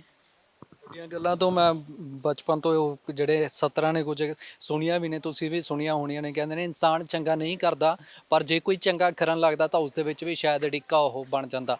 ਸ਼ਾਇਦ ਇਹੀ ਕਹੂੰਗਾ ਜਿਹੜੀਆਂ ਤੁਸੀਂ ਗੱਲਾਂ ਕੀਤੀਆਂ ਨੇ। ਪਰ ਮੈਂ ਤੁਹਾਨੂੰ ਦੱਸਦਾ ਕਿ ਜਿਸ ਸੰਸਥਾ ਦੀ ਮੈਂ ਗੱਲ ਕਰ ਰਿਹਾ, ਪ੍ਰਭ ਆਸਰਾ, ਜਿੱਥੇ ਅਸੀਂ ਮੌਜੂਦ ਹਾਂ, ਉਹਨਾਂ ਦੀ ਦੇਖ ਰੇਖ ਕਰਨ ਵਾਲੇ ਮੈਡਮ ਰਜਿੰਦਰ ਕੌਰ ਵੀ ਸਾਡੇ ਨਾਲ ਮੌਜੂਦ ਨੇ। ਗੱਲਾਂ ਬਾਤਾਂ ਕਰਦੇ ਰਹਾਂਗੇ, ਹੋਰ ਵੀ ਉਹਨਾਂ ਤੋਂ ਜਾਣਨ ਦੀ ਕੋਸ਼ਿਸ਼ ਕਰਾਂਗੇ। ਪਰ ਇਸ ਤੋਂ ਪਹਿਲਾਂ ਮੈਂ ਇੱਕ ਤਸਵੀਰ ਪਿੱਛੇ ਦਿਖਾਉਣ ਦੀ ਜ਼ਰੂਰ ਅਸੀਂ ਕੋਸ਼ਿਸ਼ ਕਰਾਂਗੇ। ਪ੍ਰਭ ਆਸਰਾ ਤੇ ਮਮਤਾ ਦੇ ਫੁਲਵਾੜੀ ਜਿਹੜੀ ਕਿ ਨਵੀਂ ਬਿਲਡਿੰਗ ਜਿਹੜੀ ਤਿਆਰ ਹੋ ਰਹੀ ਹੈ। ਇਸ ਤੋਂ ਪਹਿਲਾਂ ਵੀ ਕਈ ਇੱਥੇ ਬਿਲਡਿੰਗਸ ਨੇ ਜਿਨ੍ਹਾਂ ਦੇ ਵਿੱਚ ਕਈ ਥਾਵਾਂ ਤੇ ਅਲੱਗ-ਅਲੱਗ ਫੀਮੇਲਸ ਜੋ ਕਿ ਮੈਂਟਲੀ ਜਿਨ੍ਹਾਂ ਦਾ ਦਿਮਾਗੀ ਸੰਤੁਲਨ ਨਹੀਂ ਠੀਕ, ਜਾਂ ਫਿਰ ਜਿਹੜੀਆਂ ਜ਼ਿਆਦਾ ਬਜ਼ੁਰਗ ਨੇ, ਅਤੇ ਬੱਚੀਆਂ, ਕਾਫੀ ਤਰ੍ਹਾਂ ਦੀਆਂ ਬੱਚੀਆਂ ਵੀ ਇੱਥੇ ਨੇ ਜਿਨ੍ਹਾਂ ਨੂੰ ਅਲੱਗ-ਅਲੱਗ ਬਿਲਡਿੰਗਸ ਦੇ ਵਿੱਚ ਰੱਖਿਆ। ਪਰ ਇੱਕ ਹੋਰ ਨਵੀਂ ਬਿਲਡਿੰਗ ਇੱਥੇ ਉਹਨਾਂ ਜਿਨ੍ਹਾਂ ਨੂੰ ਘਰ ਦੇ ਵਿੱਚੋਂ ਕੱਢਿਆ ਜਾਂਦਾ ਜਾਂ ਫਿਰ ਹੋਰ ਕਈ ਤਰ੍ਹਾਂ ਦੇ ਕਾਰਨ ਹੋ ਜਾਂਦੇ ਨੇ, ਲਵਾਰਿਸ ਮਿਲਦੀਆਂ ਨੇ ਜਾਂ ਫਿਰ ਗੁੰਮਸ਼ੁਦਾ ਜਿਹੜੇ ਮਿਸਿੰਗ ਹੋ ਜਾਂਦੇ ਨੇ, ਉਹਨਾਂ ਦਾ ਇੱਥੇ ਸਹਾਰਾ ਬਣਦੇ ਹੋਏ ਇੱਕ ਹੋਰ ਬਿਲਡਿੰਗ ਤਿਆਰ ਕੀਤੀ ਜਾ ਰਹੀ ਹੈ। ਅਤੇ ਸਪੈਸ਼ਲ ਇਹ ਜਿਹੜੀ ਬਿਲਡਿੰਗ ਹੈ ਬਜ਼ੁਰਗਾਂ ਦੇ ਲਈ ਹੈ, ਫੀਮੇਲਸ ਦੇ ਲਈ ਹੈ, ਜਿੱਥੇ ਕਿ ਇਕੱਲਾ ਫੀਮੇਲਸ ਬਜ਼ੁਰਗ ਔਰਤਾਂ ਨੂੰ ਜਿਹੜਾ ਰੱਖਿਆ ਜਾਵੇਗਾ। ਮੈਮ ਇਸ ਤੋਂ ਪਹਿਲਾਂ ਗੱਲਬਾਤ ਕਰ ਰਹੇ ਸੀ ਆਫ ਦਾ ਕੈਮਰਾ, ਤਾਂ ਕਾਫੀ ਬਿਲਡਿੰਗਸ ਦੇਖੀਆਂ, ਕਾਫੀ ਜਿਹੜੇ ਸੈਂਟਰ ਦੇਖੇ ਜਿੱਥੇ ਬਜ਼ੁਰਗਾਂ ਨੂੰ ਵੀ ਰੱਖਿਆ ਹੋਇਆ, ਅਲੱਗ-ਅਲੱਗ ਜਿੱਥੇ ਬੱਚੀਆਂ, ਛੋਟੀਆਂ ਬੱਚੀਆਂ ਨੂੰ ਵੀ ਰੱਖਿਆ ਹੋਇਆ। ਉਸ ਤੋਂ ਬਾਅਦ ਤੁਹਾਨੂੰ ਲੱਗ ਰਿਹਾ ਸੀ ਕਿ ਲੋੜ ਹੈ ਇੱਕ ਹੋਰ ਨਵੀਂ ਬਿਲਡਿੰਗ ਜਿੱਥੇ ਇਕੱਲਾ ਔਰਤਾਂ ਨੂੰ ਰੱਖਿਆ ਜਾਵੇ? ਬਿਲਕੁਲ ਜੀ, ਔਰਤਾਂ ਵਾਸਤੇ ਤਾਂ ਅਸੀਂ ਅਲੱਗ ਬਿਲਡਿੰਗ ਬਣਾਈ ਹੈ, ਮਮਤਾ ਦੀ ਫੁਲਵਾੜੀ। ਜਿਹੜੇ ਛੋਟੇ ਛੋਟੇ ਬੱਚੇ ਸਾਡੇ ਕੋਲ ਕਈ ਵਾਰੀ ਇੱਥੇ ਆ ਕੇ ਬੌਂਡ ਹੁੰਦੇ ਆ, ਕ੍ਰੈਡਲ ਦੇ ਵਿੱਚ ਬੱਚੀਆਂ ਆ ਜਾਂਦੀਆਂ, ਜਿਹੜੇ ਮਾਂ-ਬਾਪ ਅਬੈਂਡਨ ਕਰ ਦਿੰਦੇ ਹੈਗੇ ਆ, ਹੈ ਨਾ, ਜਿਨ੍ਹਾਂ ਨੂੰ ਕੋਈ ਨਹੀਂ ਪੁੱਛਦਾ। ਅਤੇ ਜਾਂ ਸਪੈਸ਼ਲ ਬੱਚੀਆਂ ਨੂੰ ਕੋਈ ਟ੍ਰੇਨਾਂ 'ਚ ਸੁੱਟ ਦਿੰਦਾ, ਕੋਈ ਟਰੈਕਾਂ 'ਤੇ ਸੁੱਟ ਦਿੰਦਾ, ਕੋਈ ਪਾਰਕਾਂ 'ਚ ਸੁੱਟ ਦਿੰਦਾ, ਅਤੇ ਈਵਨ ਕਿ ਸੜਕਾਂ ਦੇ ਉੱਪਰੋਂ ਰੁਲਦੀਆਂ ਨੂੰ ਲੈ ਕੇ ਆਈਦਾ ਹੈਗਾ। ਅਤੇ ਇਸ ਤਰ੍ਹਾਂ ਦੀਆਂ ਬੱਚੀਆਂ, ਅਤੇ ਜਿਹੜੀ ਇੱਥੇ ਆ ਕੇ ਬੱਚਿਆਂ ਨੂੰ ਜਨਮ ਦਿੰਦੀਆਂ ਮੈਂਟਲੀ ਅਨਸਟੇਬਲ ਲੇਡੀਜ਼, ਉਹਨਾਂ ਦੀਆਂ ਬੱਚੇ ਤਕਰੀਬਨ 8-9 ਸਾਲ ਦੇ ਬੱਚੇ ਤੱਕ ਅਸੀਂ ਉਹ ਬੱਚੀਆਂ ਦੇ ਨਾਲ ਹੀ ਰੱਖਦੇ ਹਾਂ, ਕਿਉਂਕਿ ਉਹਨਾਂ ਦੀ ਕੇਅਰ ਬਹੁਤ ਜ਼ਿਆਦਾ ਮਤਲਬ ਕਲੋਜ਼ਲੀ ਵਾਚ ਕਰਨ ਦੀ ਲੋੜ ਹੁੰਦੀ ਹੈ, ਬॉयਜ਼ ਦੀ ਵੀ। ਅਤੇ ਇਨਫੈਂਟ ਹੁੰਦੇ ਹੈਗੇ, ਛੋਟੇ ਹੁੰਦੇ ਆ। ਅਤੇ ਜਿਹੜੀਆਂ ਕੁੜੀਆਂ ਹੈਗੀਆਂ, ਜਦੋਂ ਤੱਕ ਉਹ ਐਜੂਕੇਸ਼ਨ ਲੈ ਰਹੀਆਂ ਹੈਗੀਆਂ, ਉਹਨਾਂ ਨੂੰ ਅਸੀਂ ਇਹਨਾਂ ਬਿਲਡਿੰਗ ਦੇ ਵਿੱਚ ਰੱਖਦੇ ਹੈਗੇ ਆ। ਅਤੇ ਇਸ ਤੋਂ ਇਲਾਵਾ ਫੀਮੇਲਸ ਲਈ ਇਹ ਜਿਹੜੀ ਹੁਣ ਨਵੀਂ ਇੱਕ ਹੋਰ ਬਿਲਡਿੰਗ ਬਣ ਰਹੀ ਹੈਗੀ ਹੈ, ਕਿਉਂਕਿ ਫੀਮੇਲਸ ਦੀ ਕਾਫੀ ਤਾਦਾਦ ਵੱਧ ਗਈ ਹੈਗੀ ਹੈ, ਇਹ ਉਹਨਾਂ ਵਾਸਤੇ ਤਿਆਰ ਕੀਤੀ ਜਾ ਰਹੀ ਹੈ। ਨੀਚੇ ਸਾਰਾ ਲੰਗਰ ਹਾਲ ਤਿਆਰ ਕੀਤਾ ਜਾ ਰਿਹਾ ਹੈਗਾ। ਅਤੇ ਮੇਲ ਲਈ ਝੰਜੇੜੀ ਵਿਖੇ ਇੱਕ ਬਿਲਡਿੰਗ ਬਣ ਰਹੀ ਹੈਗੀ ਆ, ਜਿੱਥੇ ਕਿ ਜਲਦੀ ਇੱਥੇ ਵਾਲੇ ਵੀ ਮੇਲ ਉੱਥੇ ਸ਼ਿਫਟ ਕਰ ਦਿੱਤੇ ਜਾਣਗੇ। ਅਤੇ ਜਿਹੜੇ ਚਿਲਡਰਨ ਹੈਗੇ ਬॉयਜ਼, ਉਹਨਾਂ ਵਾਸਤੇ ਉਹਦਾ ਐਡਮਿਨਿਸਟ੍ਰੇਸ਼ਨ ਬਲਾਕ ਦੇ ਉੱਪਰ ਹਜੇ ਰੈਜ਼ੀਡੈਂਸ ਹੈਗਾ ਉਹਨਾਂ ਦਾ, ਅਤੇ ਉੱਥੇ ਉਹਨਾਂ ਨੂੰ ਰੱਖਿਆ ਜਾਂਦਾ। ਤੁਸੀਂ ਜ਼ਿਕਰ ਕੀਤਾ ਕਿ ਛੋਟੀਆਂ ਬੱਚੀਆਂ ਦੇ ਲਈ, ਕਿਉਂਕਿ ਚਾਈਲਡ ਜਿਹੜੇ ਛੋਟੇ ਬੱਚੇ ਹੁੰਦੇ ਨੇ ਜਾਂ ਬੱਚੀਆਂ ਹੁੰਦੀਆਂ ਨੇ, ਬਹੁਤ ਜ਼ਰੂਰੀ ਹੁੰਦੀ ਹੈ ਉਹਨਾਂ ਦੀ ਜਿਹੜੀ ਕੇਅਰ। ਇੱਕ ਮੈਨੂੰ ਲੱਗਦਾ ਬਹੁਤ ਸਾਰੇ ਸਵਾਲ ਵੀ ਆਉਣਗੇ ਕਿ ਤੁਸੀਂ ਕੇਅਰ ਦੇ ਲਈ ਕੀ ਕਰਦੇ ਹੋ, ਕਿਉਂਕਿ ਮੈਨੂੰ ਲੱਗਦਾ ਜੇਕਰ ਬੱਚੀਆਂ ਛੋਟੀਆਂ ਨੇ ਤਾਂ ਡਾਕਟਰ ਦੀ ਵੀ ਕਿਤੇ ਨਾ ਕਿਤੇ ਜ਼ਰੂਰਤ ਪੈਂਦੀ ਹੋਣੀ। ਕਿਸ ਤਰ੍ਹਾਂ ਕੇਅਰ ਕਰਦੇ ਹੋ? ਕੀ ਇੱਥੇ ਡਾਕਟਰਸ 24 ਘੰਟੇ ਅਵੇਲੇਬਲ ਰਹਿੰਦੇ ਨੇ? ਹਾਂਜੀ ਬਿਲਕੁਲ ਜੀ, ਪਹਿਲਾਂ ਤਾਂ ਡਾਕਟਰਸ ਅਸੀਂ 5 ਤੋਂ 6 ਡਾਕਟਰਸ ਅਸੀਂ ਇੱਥੇ ਹਾਇਰ ਕੀਤੇ ਹੋਏ ਸੀਗੇ ਰੈਗੂਲਰਲੀ, ਅਤੇ ਹੁਣ ਵੀ ਸਾਡੇ ਡਾਕਟਰਸ ਵਿਜ਼ਿਟਿੰਗ ਹੈਗੇ ਆ। ਅਤੇ ਨਾਲ ਹੀ ਇੱਕ ਹਸਪੀਟਲ, ਜਿਵੇਂ ਮੈਂ ਕਿਹਾ ਚੈਰੀਟੇਬਲ ਬੇਸ 'ਤੇ ਸ਼ੁਰੂ ਕੀਤਾ ਹੈਗਾ, ਉੱਥੇ ਸਾਡੇ 25 ਤੋਂ 26 ਡਾਕਟਰ ਹਾਇਰ ਕੀਤੇ ਹੋਏ ਹੈਗੇ ਆ, ਜਿਨ੍ਹਾਂ ਦੇ ਵਿੱਚੋਂ ਹਰ ਸਪੈਸ਼ਲਿਸਟ, ਸੁਪਰ ਸਪੈਸ਼ਲਿਸਟ ਡਾਕਟਰ ਸਾਡੇ ਕੋਲ ਆਉਂਦਾ। ਨਿਊਰੋ ਸਰਜਨ ਹੈਗੇ ਆ, ਹਾਰਟ ਸਪੈਸ਼ਲਿਸਟ ਹੈਗੇ ਆ, ਆਈਜ਼ ਦੇ ਸਪੈਸ਼ਲਿਸਟ, ਫਿਜ਼ੀਓਥੈਰੇਪਿਸਟ ਸਾਡੇ 2-2 ਰੱਖੇ ਹੋਏ ਹੈਗੇ ਆ, ਜਿਹੜੇ ਕਿ ਰੈਗੂਲਰ ਇਹਨਾਂ ਨੂੰ ਐਕਸਰਸਾਈਜ਼, ਕਿਉਂਕਿ ਸਾਡੇ ਕੋਲ ਸੈਰੀਬਲ ਪਾਲਸੀ ਤੋਂ ਪੀੜਿਤ ਵੀ ਬੱਚੀਆਂ ਜਿਵੇਂ ਤੁਸੀਂ ਦੇਖੀਆਂ ਹੈਗੀਆਂ, ਉਹ ਹੈਗੀਆਂ, ਉਹਨਾਂ ਦੀ ਫਿਜ਼ੀਓ ਰੈਗੂਲਰ ਕਰਾਉਣ ਦੀ ਲੋੜ ਹੁੰਦੀ ਹੈ, ਅਤੇ ਡੇਲੀ ਉਹਨਾਂ ਦੀ ਫਿਜ਼ੀਓ ਹੁੰਦੀ ਹੈ, ਜਿਸ ਨਾਲ ਉਹਨਾਂ 'ਚ ਇੰਪਰੂਵਮੈਂਟ ਆਉਂਦੀ ਵੀ ਆ। ਹੁਣ ਉਹ ਮਤਲਬ ਕਰੋਲ ਹੋ ਕੇ ਘੁੰਮ ਲੈਂਦੀਆਂ, ਬਟ ਪਹਿਲਾਂ ਇੰਨੀ ਵੀ ਉਹਨਾਂ 'ਚ ਸ਼ਕਤੀ ਨਹੀਂ ਸੀ ਕਿ ਉਹ ਹਿੱਲ ਵੀ ਸਕਣ। ਹੁਣ ਆਪਣੀਆਂ ਬਾਹਾਂ ਹਿਲਾ ਕੇ ਸਾਡੇ ਨਾਲ ਮਤਲਬ ਸਾਨੂੰ ਫੀਲ ਕਰਾਉਂਦੀਆਂ ਵੀ ਆ ਜਾਓ, ਤੁਸੀਂ ਸਾਡੇ ਕੋਲ ਆਓ, ਜਾਓ ਨਾ, ਹੈ ਨਾ, ਬਾਏ ਕਰ ਲੈਂਦੀਆਂ, ਹਾਏ ਕਰ ਲੈਂਦੀਆਂ। ਅਤੇ ਇਹ ਬਹੁਤ ਜ਼ਰੂਰੀ ਹੁੰਦਾ ਕਿ ਅਲੱਗ-ਅਲੱਗ ਡਾਕਟਰ ਉਹਨਾਂ ਦੀ ਕੇਅਰ ਕਰਨ, ਉਹਨਾਂ ਨੂੰ ਦੇਖਣ, ਅਤੇ ਜੇ ਸਾਨੂੰ ਐਮਰਜੈਂਸੀ ਲੋੜ ਪੈਂਦੀ ਆ, ਅਸੀਂ ਹਸਪੀਟਲ ਲੈ ਵੀ ਜਾਂਦੇ ਹਾਂ, ਉੱਥੇ ਐਡਮਿਟ ਵੀ ਕਰਦੇ ਹੈਗੇ ਆ। ਇੱਥੋਂ ਕਿਲੋਮੀਟਰ ਦੀ ਦੂਰੀ 'ਤੇ ਹੀ ਹੈਗਾ, ਅਤੇ ਬਾਕੀ ਡਾਕਟਰ ਸਾਡੇ ਰੈਗੂਲਰ ਹਜੇ ਵਿਜ਼ਿਟਸ 'ਤੇ ਹੈਗੇ ਆ। ਸੋ ਇਹ ਸਨ ਰਜਿੰਦਰ ਕੌਰ ਮੈਮ, ਜਿਨ੍ਹਾਂ ਨੇ ਕਿ ਸੰਸਥਾ ਦੇ ਬਾਰੇ ਵੀ ਦੱਸਿਆ ਅਤੇ ਜਿਹੜੀ ਬਿਲਡਿੰਗ ਉਸ ਬਾਰੇ ਵੀ ਦੱਸਿਆ। ਪਰ ਹੁਣ ਜਿਸ ਤਰ੍ਹਾਂ ਮੈਂ ਪਹਿਲਾਂ ਵੀ ਜਿਹੜਾ ਸ਼ੁਰੂਆਤ ਦੇ ਵਿੱਚ ਜ਼ਿਕਰ ਕੀਤਾ ਸੀ ਕਿ ਬਹੁਤ ਸਾਰੀਆਂ ਇੱਥੇ ਬਜ਼ੁਰਗ ਔਰਤਾਂ ਵੀ ਨੇ, ਜੋ ਕਿ ਘਰ ਦੇ ਵਿੱਚੋਂ ਕਈ ਵਾਰ ਬਜ਼ੁਰਗਾਂ ਨੂੰ ਬੇਦਖਲ ਵੀ ਕਰ ਦਿੱਤਾ ਜਾਂਦਾ। ਜਦੋਂ ਪੁੱਤ ਕਪੁੱਤ ਹੋ ਜਾਂਦੇ ਨੇ ਤਾਂ ਉੱਥੇ ਹੀ ਛੋਟੀਆਂ ਬੱਚੀਆਂ ਅਤੇ ਬੱਚੇ ਵੀ ਨੇ, ਉਹਨਾਂ ਦੇ ਕੋਲ ਵੀ ਚੱਲਦੇ ਹਾਂ, ਕਿਉਂਕਿ ਉਹਨਾਂ ਤੋਂ ਵੀ ਜਾਣਾਂਗੇ, ਗੱਲ ਕਰਨ ਦੀ ਉਹਨਾਂ ਦੇ ਨਾਲ ਵੀ ਕੋਸ਼ਿਸ਼ ਕਰਾਂਗੇ ਕਿ ਕਿਹੋ ਜਿਹਾ ਉਹ ਮਹਿਸੂਸ ਕਰ ਰਹੇ ਨੇ ਇੱਥੇ, ਕਿ ਉਹਨਾਂ ਨੂੰ ਇੱਥੇ ਆਉਣ ਤੋਂ ਬਾਅਦ ਖੁਸ਼ ਨੇ ਜਾਂ ਫਿਰ ਅਜੇ ਵੀ ਜਿਹੜਾ ਦਿੱਕਤਾਂ ਜਾਂ ਇੱਥੇ ਕਿਸੇ ਤਰ੍ਹਾਂ ਦੀ ਪਰੇਸ਼ਾਨੀਆਂ, ਕਿਉਂਕਿ ਉਹਨਾਂ ਤੋਂ ਜਾਣਨਾ ਵੀ ਬਹੁਤ ਜ਼ਰੂਰੀ ਆ। ਤਾਂ ਚੱਲਦੇ ਆ ਉਹਨਾਂ ਬੱਚਿਆਂ ਅਤੇ ਬਜ਼ੁਰਗਾਂ ਦੇ ਕੋਲ, ਜਿਨ੍ਹਾਂ ਤੋਂ ਜਾਣਨ ਦੀ ਕੋਸ਼ਿਸ਼ ਕਰਾਂਗੇ ਕਿ ਕਿਹੋ ਜਿਹੇ ਇੱਥੇ ਹਾਲਾਤ ਨੇ ਅਤੇ ਕਿਹੋ ਜਿਹਾ ਉਹ ਇੱਥੇ ਰਹਿ ਕੇ ਮਹਿਸੂਸ ਕਰ ਰਹੇ ਨੇ।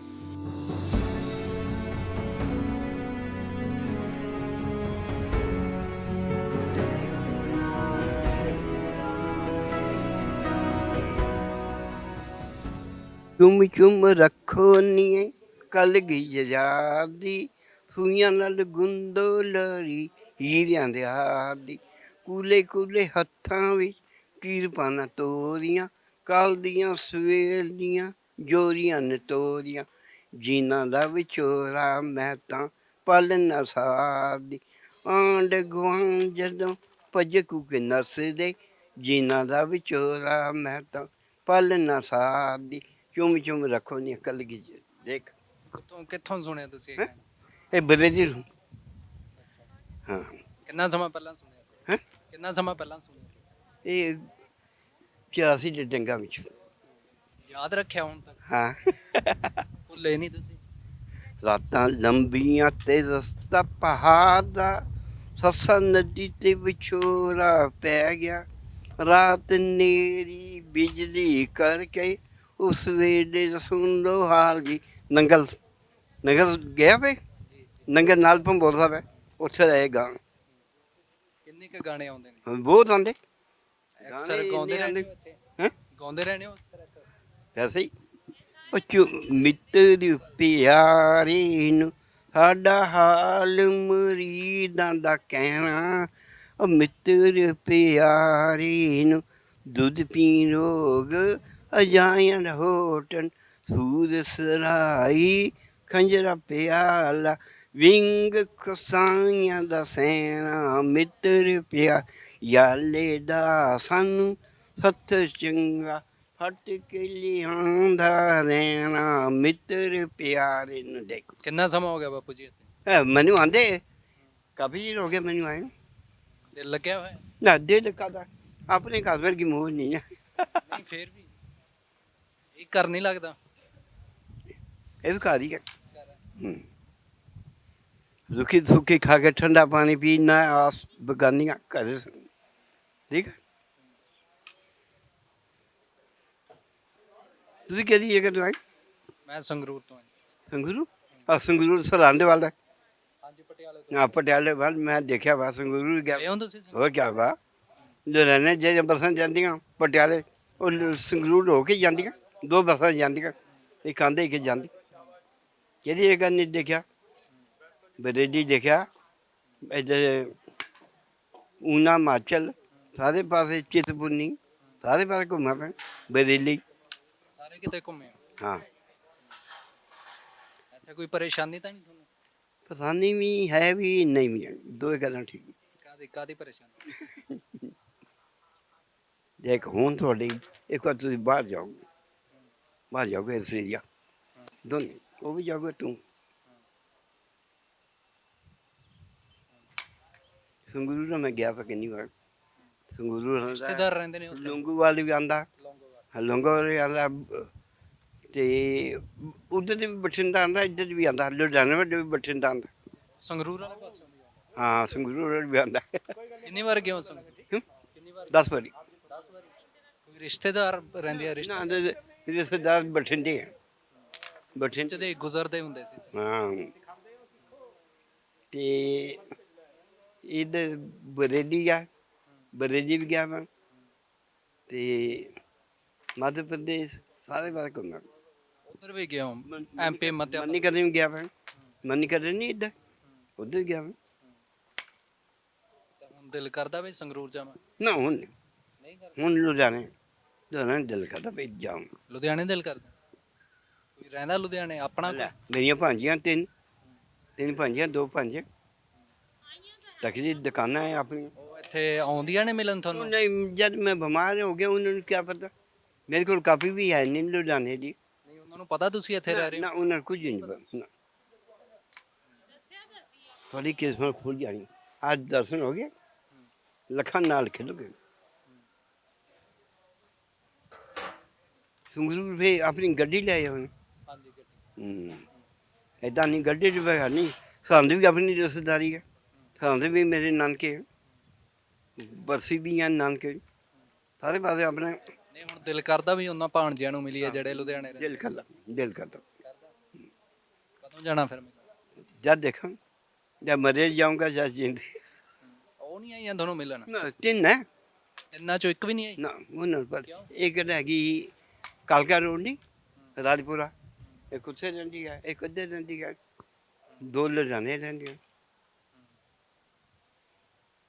ਇਹ ਮੇਰਾ ਵੀਰ ਹੈ ਖੁਸ਼ ਹੋ ਇੱਥੇ ਕੁੰਜਨੇ ਗੁਣ ਤੇਰੇ ਵਾਹਿਗੁਰੂ ਕੁੰਜਨੇ ਗੁਣ ਤੇਰੇ ਗਾਵਤੀ ਉਤਰੇ ਸੁਣਤੇ ਵੀ ਉਤਰੇ ਪਸ਼ੂ ਪਰੇ ਸਮੁਦ ਗੋ ਤਾਰੇ ਪਾਇ ਨ ਪਾਨ ਉਤਾਰੇ ਨਾਨਕ ਦਾ ਤੇਰੀ ਸੁਨਾਈ ਸਦਾ ਸਦਾ ਬਲਿਆ ਉਹਨਾਂ ਬਰਾਏ ਕੋਈ ਨਹੀਂ ਜਾਣ ਇਹ ਮਾਤਾ ਅੱਜ ਕੱਲ੍ਹ ਵੱਡੇ ਬਣ ਗਿਆ ਇਹ ਨਹੀਂ ਬੋਲਦੇ ਅੱਜ ਕੱਲ੍ਹ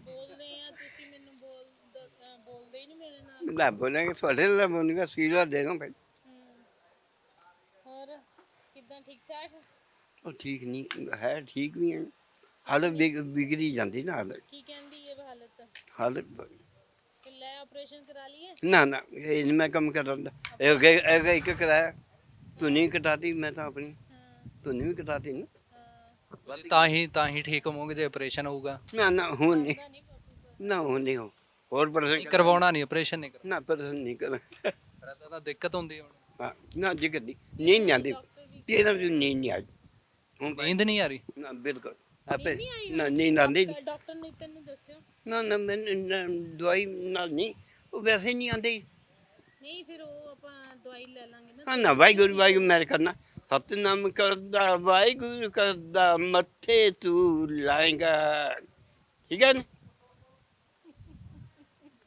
ਜਨੀ ਇਹਦੇ ਵਰਗਾ ਬੰਦਾ ਮੈਂ ਨਹੀਂ ਮਿਲਣਾ ਗੁਰਮੀਤ ਵਰਗਾ ਗੁਰਮੀਤ ਬੰਦਾ ਹੀਰਾ ਤੇ ਖਾਂਦਾ ਖੀਰਾ ਰੋਟੀ ਨਾਲ उठक सुखिया बैठक सुखिया पुण्य ला के जो ऐसे बुझिया राखा एको मारा स्वामी सगड़ कटा के अंतर्यामी होए चिंता जगया चिंता का सुख सिया बासुख पाया तो ना निक मदद जरा देख लो आंदा नहीं गुंगा तो नहीं है मैं सब कुछ जानता फिर ਉਮਰ ਕਿੰਨੀ ਆ ਬਾਪੂ ਜੀ ਤੁਹਾਡੀ? कत्तर कत्तर कत्तर ਜਵਾਨ ਹੈ ਜੀ हाँ जवान है ਬਾਪੂ ਜੀ। जे मैं मर गया तुझी रोना बैठ ਹੋਰ ਬਈ ਤਾਂ ਲੋ। ਅਸੀਂ ਕਹਿੰਦੇ ਆ ਵੀ ਆਪਾਂ ਨੇ ਆਪਰੇਸ਼ਨ ਕਰਾ ਲੈਣਾ। ना ना मैं नहीं करूँगा ਕਿਉਂ? ਹੁਣ ਗੱਲ मैं कहना वो चीज़ मिलनी चाहिए थी आलू थोके पके चाहिए ਨਹੀਂ हाँ, नहीं आलू थोके पके चाहिए मैंने तो ਠੀਕ ਹੈ ਠੀਕ ਹੈ ਡਨ ना ना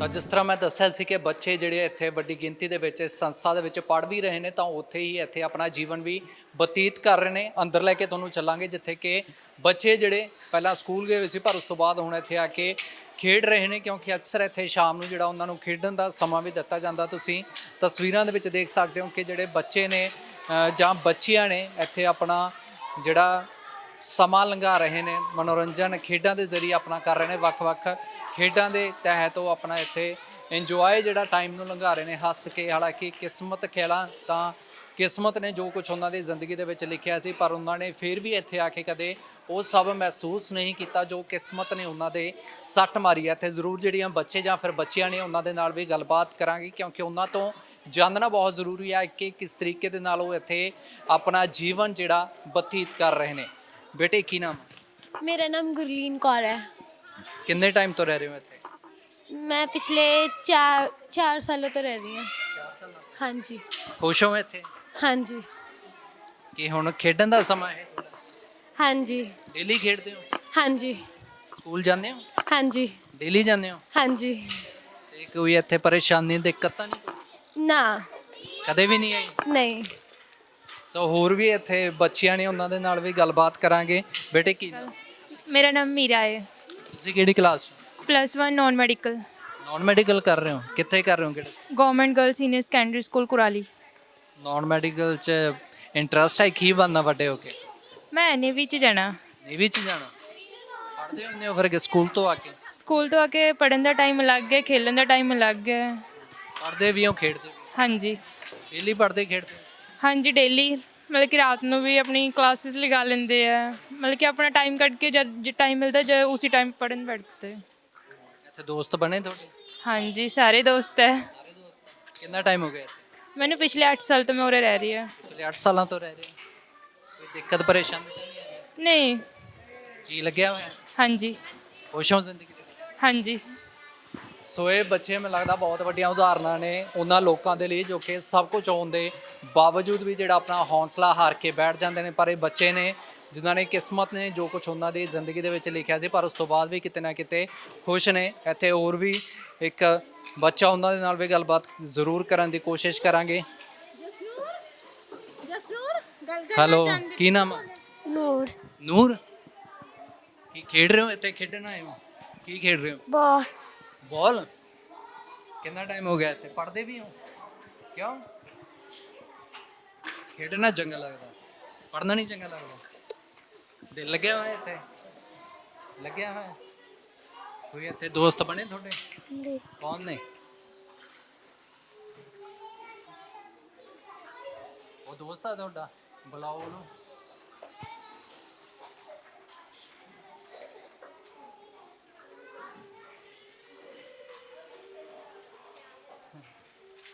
ਸੋ ਇਹ ਉਹ ਬੱਚੇ ਨੇ ਜੋ ਕਿ ਆਪਣਾ ਇੱਥੇ ਖੇਡਦੇ ਵੀ ਨੇ। ਇਹ ਦੋਸਤ ਆ ਤੁਹਾਡਾ? ਨਾ ਨਹੀਂ ਕੀ ਕਹਿੰਦਾ ਨਾ ਜੀ, ਦੋਸਤ ਆ? ਨਾ ਜੀ। ਦੋਸਤ ਨਹੀਂ ਹੈਗਾ। ਸਿਉ ਕੀ ਨਾਮ ਆ? ਸਿਉ ਨੂਰ ਨਾਮ ਆ?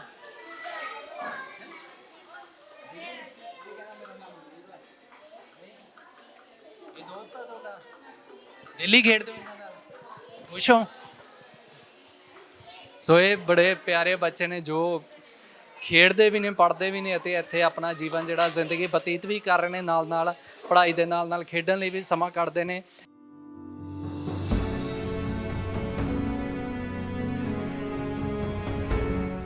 ਤਾਂ ਪ੍ਰਭ ਆਸਰਾ ਸੰਸਥਾ ਦੇ ਵਿੱਚ ਮੈਂ ਮੌਜੂਦ ਹਾਂ, ਪਰ ਇੱਥੇ ਜਦੋਂ ਮੈਂ ਪਹੁੰਚਿਆ ਤਾਂ ਇੱਕ ਇੰਗਲਿਸ਼ ਦਾ ਫਰੇਜ਼ ਆ ਬੜਾ ਮਸ਼ਹੂਰ ਵੀ ਹੋਇਆ ਕਿ God cannot be everywhere that's why he created mothers, ਕਿ ਪਰਮਾਤਮਾ ਦੁਨੀਆ ਦੇ ਉੱਪਰ ਹਰ ਜਗ੍ਹਾ ਦੇ ਉੱਪਰ ਨਹੀਂ ਹੋ ਸਕਦਾ, ਇਸ ਕਰਕੇ ਮਾਵਾਂ ਨੂੰ ਬਣਾ ਕੇ ਦੁਨੀਆ ਤੇ ਭੇਜਿਆ। ਪਰ ਜਦੋਂ ਮੈਂ ਇੱਥੇ ਆਇਆ, ਮਾਵਾਂ ਨੂੰ ਦੇਖਿਆ, ਬਜ਼ੁਰਗਾਂ ਨੂੰ ਦੇਖਿਆ ਤਾਂ ਇਨਸਾਨੀਅਤ ਸ਼ਰਮਸਾਰ ਜ਼ਰੂਰ ਹੁੰਦੀ ਆ। ਪਰ ਇੱਥੇ ਜੋ ਤਸਵੀਰਾਂ ਨੇ ਬਜ਼ੁਰਗ ਜਾਂ ਫਿਰ ਮਾਵਾਂ ਜਾਂ ਫਿਰ ਮਾਤਾਵਾਂ ਇੱਥੇ ਮੌਜੂਦ ਨੇ, ਉਹਨਾਂ ਦੇ ਨਾਲ ਜ਼ਰੂਰ ਗੱਲਬਾਤ ਕਰਨ ਦੀ ਕੋਸ਼ਿਸ਼ ਕਰਾਂਗੇ ਕਿਉਂਕਿ ਉਹਨਾਂ ਤੋਂ ਜਾਣਨਾ ਵੀ ਬਹੁਤ ਜ਼ਰੂਰੀ ਹੈ।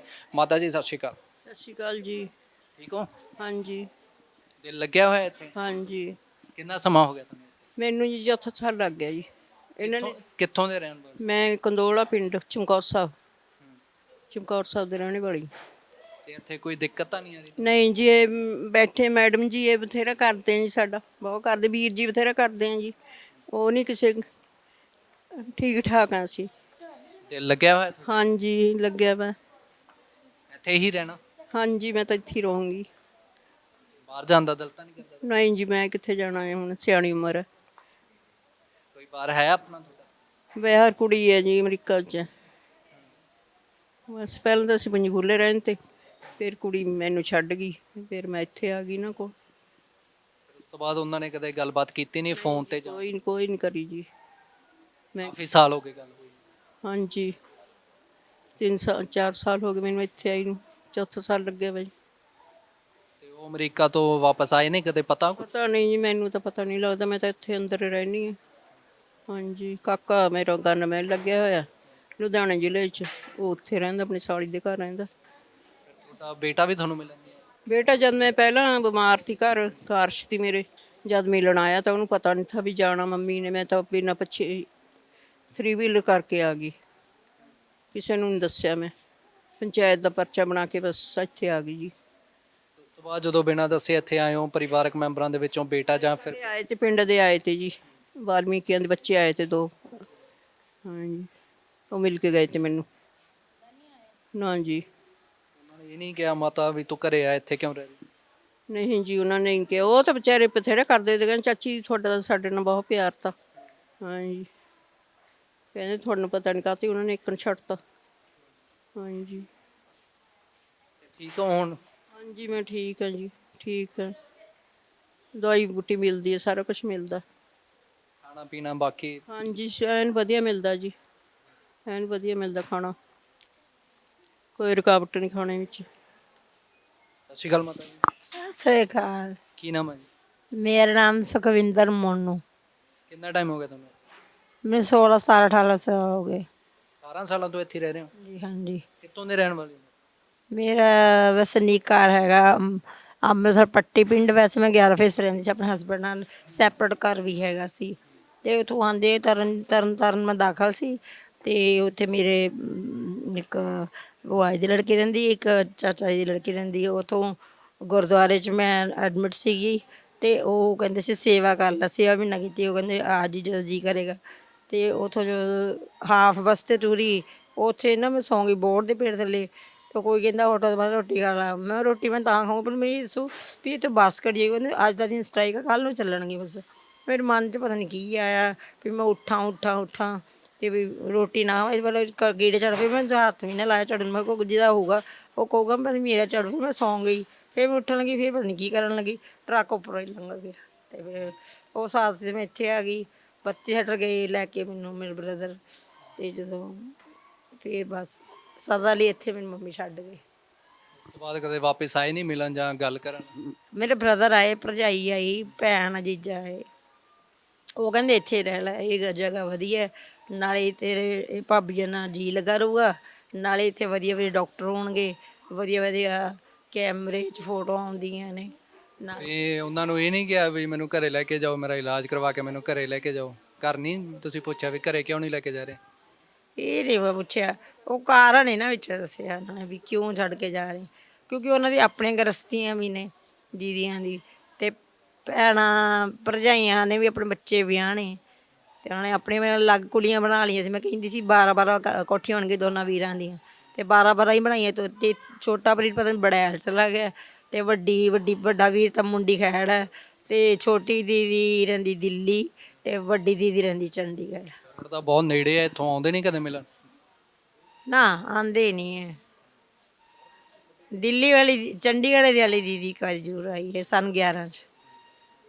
ਤੁਹਾਡਾ ਦਿਲ ਕਰਦਾ ਮੈਂ ਬਾਹਰ ਜਾਵਾਂ, ਉਹਨਾਂ ਨੂੰ ਮਿਲਾਂ? ਨਹੀਂ ਐ ਨਹੀਂ ਜੀ ਕਰਦਾ, ਉਹ ਖੁਦ ਆਣ। ਜੇ ਉਹ ਆਉਂਦੇ ਨੇ ਤਾਂ ਤੁਸੀਂ ਮਿਲੋਗੇ, ਤੁਹਾਡਾ ਉਦਾਂ ਦਿਲ ਨਹੀਂ? 2 ਮਹੀਨੇ ਹੋ ਗਏ ਫੋਨ ਕਰਾ ਕੇ ਗਏ ਡੈਡੀ ਬਾਹਰਲੇ ਮੁਲਕ ਚਲੇ ਜਾਂਦੇ ਆ। ਹਾਂਜੀ। ਇੱਥੇ ਹੋ 18 ਸਾਲਾਂ ਤੋਂ ਇੱਥੇ ਰਹਿ ਰਹੇ ਹੋ? ਮੇਰਾ ਇੱਥੇ ਜੀ ਲੱਗਾ ਰਹਿੰਦਾ। ਮੇਰੇ ਹਸਬੰਡ ਨਾਲ ਕਰਤਾਰਪੁਰ 'ਚ, ਬਟ ਛੋਟਾ ਬੇਟਾ ਇੱਥੇ ਰਹੇ, ਵੱਡਾ ਬੇਟਾ ਇਹਨਾਂ ਦੇ ਕੋਲ, ਬੱਚੇ ਇਹਨਾਂ ਨਾਲ ਪੜ੍ਹਦਾ, ਰੋਹਿਤ ਦਾ ਨਾਮ, ਲక్ష్మణ ਦਾ ਨਾਂ ਰੱਖਿਆ ਮੀਰਾ ਨੇ, ਤੇ ਉਹੀ ਮੇਰੀ ਬੇਟੀ ਬਣੀ ਹੋਈ ਹੈ। ਇੱਕ ਬੇਟੀ ਆ, ਇਹਨੂੰ ਮੈਂ ਬਣਾਇਆ ਹੋਇਆ। ਇਸ ਤਰ੍ਹਾਂ ਸਾਰੀਆਂ ਹੀ ਬੇਟੀਆਂ। ਇੱਥੇ ਪਰਿਵਾਰ ਬਣਾ ਲਿਆ? ਖੁਸ਼ ਹੋ ਇੱਥੇ? ਹਾਂਜੀ ਖੁਸ਼। ਕੋਈ ਪਰੇਸ਼ਾਨੀ ਦਿੱਕਤ ਤਾਂ ਨਹੀਂ? ਮੇਰੇ ਹਸਬੰਡ ਦੀ ਲੱਤ ਟੁੱਟ ਗਈ ਸੀ ਨਾ, ਪਰੇਸ਼ਾਨੀ ਇਸ ਗੱਲ ਦੀ ਆਈ ਸੀ। ਨਹੀਂ ਪੈਸੇ ਤਾਂ ਭੇਜਦੇ ਰਹਿੰਦੇ 600 700 ਜਾਂ 6000 ਤਾਂ ਉਹਨਾਂ ਨੇ ਭੇਜਣਾ ਹੀ ਭੇਜਣਾ। ਅੱਗੋਂ ਤਾਂ ਰੱਬ ਜਾਣੇ ਭੇਜਦੇ ਜਾਂ ਨਹੀਂ ਭੇਜਦੇ, ਉਹ ਮਾਲਕ ਜਾਣਦਾ ਜਾਂ ਮੈਡਮ ਜਾਣਦੇ ਜਾਂ ਵੀਰ ਜੀ ਜਾਣਦੇ। ਖੁਸ਼ ਹੋ ਹੁਣ ਜ਼ਿੰਦਗੀ ਤੋਂ? ਅੱਛਾ ਜ਼ਿੰਦਗੀ 'ਚ ਖੁਸ਼ ਆ ਹੁਣ। ਮੈਂ ਖੁਸ਼ ਆ ਅਸਲੀ ਤੇ ਹੁਣ ਮੈਂ ਖੁਸ਼ ਸਹੀ ਹੋਈ ਹਾਂ ਦਿਮਾਗੀ ਤੌਰ 'ਤੇ ਵੀ। ਪਰੇਸ਼ਾਨੀਆਂ ਸੀ ਜਿਹੜੀਆਂ ਮੈਨੂੰ, ਇਹ ਬਾਂਹ ਜ਼ਰੂਰ ਮੇਰੀ ਟੁੱਟ ਗਈ, ਕੂਹਣੀ ਭੱਜੀ ਹੈ ਮੇਰੀ 3 ਵਾਰ, ਇਹ 3 ਵਾਰ ਮੇਰੀ ਬਾਂਹ ਤੇ ਪ੍ਰੋਬਲਮ ਆਈ ਹੈ। 3 ਵਾਰ 6 ਵਾਰੀ ਬਾਂਹ ਨੂੰ ਪ੍ਰੋਬਲਮ ਆਈ, 3 ਵਾਰੀ ਲੱਤ ਨੂੰ, ਸਾਹ ਨਾਲੀ ਨੂੰ, ਪਿੱਛੇ ਆ ਰੀੜ੍ਹ ਦੀ ਹੱਡੀ ਨੂੰ। ਮੈਂ ਬੱਸ ਥੱਲੇ ਆ ਗਈ ਸੀ, ਬੱਸ 'ਚੋਂ ਛਾਲ ਮਾਰਤੀ ਸੀ। ਸੰਗਤ ਵਾਲਾ ਬੱਚਾ ਨਿਆਣਾ ਜਿਹਾ ਸੀਗਾ, ਤੇ ਉਹ ਸੰਗਤ ਵਾਲੇ ਵੀ ਨਿਆਣੇ। ਮੈਂ ਅਗਲੇ ਸਟੋਪੇਜ 'ਚ ਉਤਰਨਾ, ਦੂਜੇ ਤੀਜੇ 'ਚ ਉਤਰ ਜੂ, ਜ਼ਿਆਦਾ ਦੂਰ ਪੈ ਜੂ ਤੁਰਨਾ। ਹੋਰ ਕੀ ਹੈ, ਜਵਾਨ ਢਹਿ ਸੀ ਮੈਂ। ਹੁਣ ਮੇਰੀ ਉਮਰ ਹੈਗੀ 37 38 ਸਾਲ, ਉਦੋਂ ਮੇਰੀ ਉਮਰ ਸੀਗੀ 22 23 ਸਾਲ ਦੀ। ਸੋ ਇੱਥੇ ਮਾਮਾ ਰਹਿ ਰਹੀਆਂ ਨੇ, ਮੈਮ ਵੀ ਸਾਡੇ ਨਾਲ ਮੌਜੂਦ ਨੇ, ਉਹਨਾਂ ਨਾਲ ਵੀ ਜ਼ਰੂਰ ਗੱਲਬਾਤ ਕਰਾਂਗੇ। ਐਵੇਂ ਹੁੰਦਾ ਕਿ ਕਹਿੰਦੇ ਆਪਣੇ ਪਰਿਵਾਰ ਦਾ ਦੁੱਖ ਚੱਲ ਲਈਏ ਉਹੀ ਬਹੁਤ ਹੁੰਦਾ, ਪਰ ਤੁਸੀਂ ਤਾਂ ਕਈ ਪਰਿਵਾਰਾਂ ਦਾ ਦੁੱਖ ਚੱਲ ਰਹੇ ਹੋ। ਨਹੀਂ ਜੀ, ਇਹ ਦੁੱਖ ਨਹੀਂ ਹੈਗਾ, ਇਹ ਤਾਂ ਇਹਨਾਂ ਦੀਆਂ ਲੋੜਾਂ ਹੈਗੀਆਂ, ਪ੍ਰੋਬਲਮਸ ਹੈਗੀਆਂ, ਉਹਨੂੰ ਅਸੀਂ ਸ਼ੇਅਰ ਕਰਦੇ ਹਾਂ ਜੀ। ਸ਼ੇਅਰ ਕਰਨ ਨਾਲ ਘਟਦੀਆਂ ਹੀ ਆ, ਵੱਧਦੀਆਂ ਨਹੀਂ ਹੈ।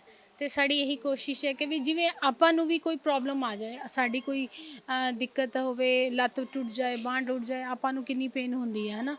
ਜੇ ਆਪਾਂ ਇਹਨਾਂ ਦੀ ਹੈਲਪ ਕਰਾਂਗੇ ਤਾਂ ਉਹ ਪੇਨ ਰਿਜ਼ੋਲਵ ਹੋਏਗੀ। ਬਟ ਜੇ ਅਸੀਂ ਨਹੀਂ ਕਰਦੇ ਤਾਂ ਜਿਹੜੀ ਅੰਦਰੋਂ ਬੇਚੈਨੀ ਹੈ, ਪਰੇਸ਼ਾਨੀ, ਉਹ ਜ਼ਿਆਦਾ ਖਰਾਬ ਕਰਦੀ ਹੈ। ਕਿਉਂਕਿ ਵੀ ਇੱਕ ਅਸੀਂ ਏਕ ਪਿਤਾ ਏਕ ਅਸਕੇ ਹਮ ਬਾਰਕ ਹੈ ਨਾ। ਤੇ ਜੇ ਅਸੀਂ ਜੇਤੇ ਜੀ ਤੇਤੇ ਸਭ ਤੇਰੇ ਜੇ ਨਹੀਂ ਹੈਲਪ ਕਰਦੇ ਤਾਂ ਉਹ ਬੇਚੈਨੀ ਮਾਰਦੀ ਹੈ। ਉਹ ਬੇਚੈਨੀ 'ਚੋਂ ਬਾਹਰ ਨਿਕਲਣ ਲਈ, ਉਹ ਪਰਮਾਤਮਾ ਦਾ ਰਸਤਾ ਲੱਭਣ ਲਈ ਇਹ ਇੱਕ ਘਰ ਹੋਂਦ ਵਿੱਚ ਆਇਆ ਸੀ। ਉਸੇ ਕੋਸ਼ਿਸ਼ 'ਚ ਲੱਗੇ ਹੋਏ ਆ ਕਿ ਕਿਸ ਤਰ੍ਹਾਂ ਇਹਨਾਂ ਦੀ ਹੈਲਪ ਕਰੀਏ, ਸਪੋਰਟ ਕਰੀਏ, ਤਾਂ ਕਿ ਸਾਡੀ ਵੀ ਹੈਲਪ ਹੋ ਜਾਏ, ਸਾਡੀ ਵੀ ਸਪੋਰਟ ਹੋ ਜਾਏ, ਸਾਨੂੰ ਵੀ ਉਹ ਸੈਟਿਸਫੈਕਸ਼ਨ ਮਿਲੇ। ਤੇ ਮਿਲਦੀ ਵੀ ਹੈ ਬਕਾਇਦਾ। ਜਦੋਂ ਇਹ ਆਪਣੇ ਪਰਿਵਾਰਾਂ ਨਾਲ ਜਾ ਕੇ ਮਿਲਦੇ ਆ, ਇੰਨੇ ਸਾਲਾਂ ਤੋਂ ਮਿਸਿੰਗ ਹੁੰਦੇ ਆ। ਹੁਣ 1323 ਕੱਲ੍ਹ ਤੱਕ 1323 ਆਪਣੇ ਘਰ ਜਾ ਚੁੱਕੇ ਹੈ ਜਦ ਦੀ ਸੰਸਥਾ ਸ਼ੁਰੂ ਹੋਈ ਹੈ। ਤੇ ਸਾਡੀ ਇਹੀ ਕੋਸ਼ਿਸ਼ ਹੁੰਦੀ ਹੈ ਕਿ ਕਿਸ ਤਰ੍ਹਾਂ ਇਹਨਾਂ ਦੇ ਵਾਰਸ ਲੱਭੀਏ ਤੇ ਫਿਰ ਤੋਂ ਇਹਨਾਂ ਨੂੰ ਉਹਨਾਂ ਨਾਲ ਮਿਲਾਈਏ। ਹੁਣ ਕਈ ਵਾਰੀ ਇਹਨਾਂ ਦੇ ਫਾਲਸ ਇੰਪ੍ਰੈਸ਼ਨ ਵੀ ਹੁੰਦੇ ਆ। ਹੁਣ ਜਦੋਂ ਆਏ ਸੀਗੇ ਸੁਖਵਿੰਦਰ ਕੌਰ ਜੀ, ਇਹਨਾਂ ਦੇ ਪਿੱਛੇ ਹੰਪ ਸੀਗਾ ਕਾਫੀ ਵੱਡਾ, ਮਤਲਬ ਇਹ ਕਾਫੀ ਬੈਡ ਰਿਡਨ ਸੀਗੇ, ਕਾਫੀ ਜਦੋਂ ਇਹ ਚੱਲਣ ਵੀ ਲੱਗੇ ਕਾਫੀ ਝੁੱਕ ਕੇ ਚੱਲਦੇ ਸੀਗੇ, ਲੱਤ ਬਾਂਹ 'ਤੇ ਵੀ ਕਾਫੀ ਇਫੈਕਟ ਸੀਗਾ। ਬਟ ਹੌਲੀ ਹੌਲੀ ਇੰਪਰੂਵ ਹੋਏ। ਹਸਬੈਂਡ ਦਾ ਤਾਂ ਅੱਜ ਤੱਕ ਕਦੇ ਨਾਮ ਨਿਸ਼ਾਨ ਨਹੀਂ ਸੁਣਿਆ ਸੀ, ਨਾ ਦੇਖਿਆ।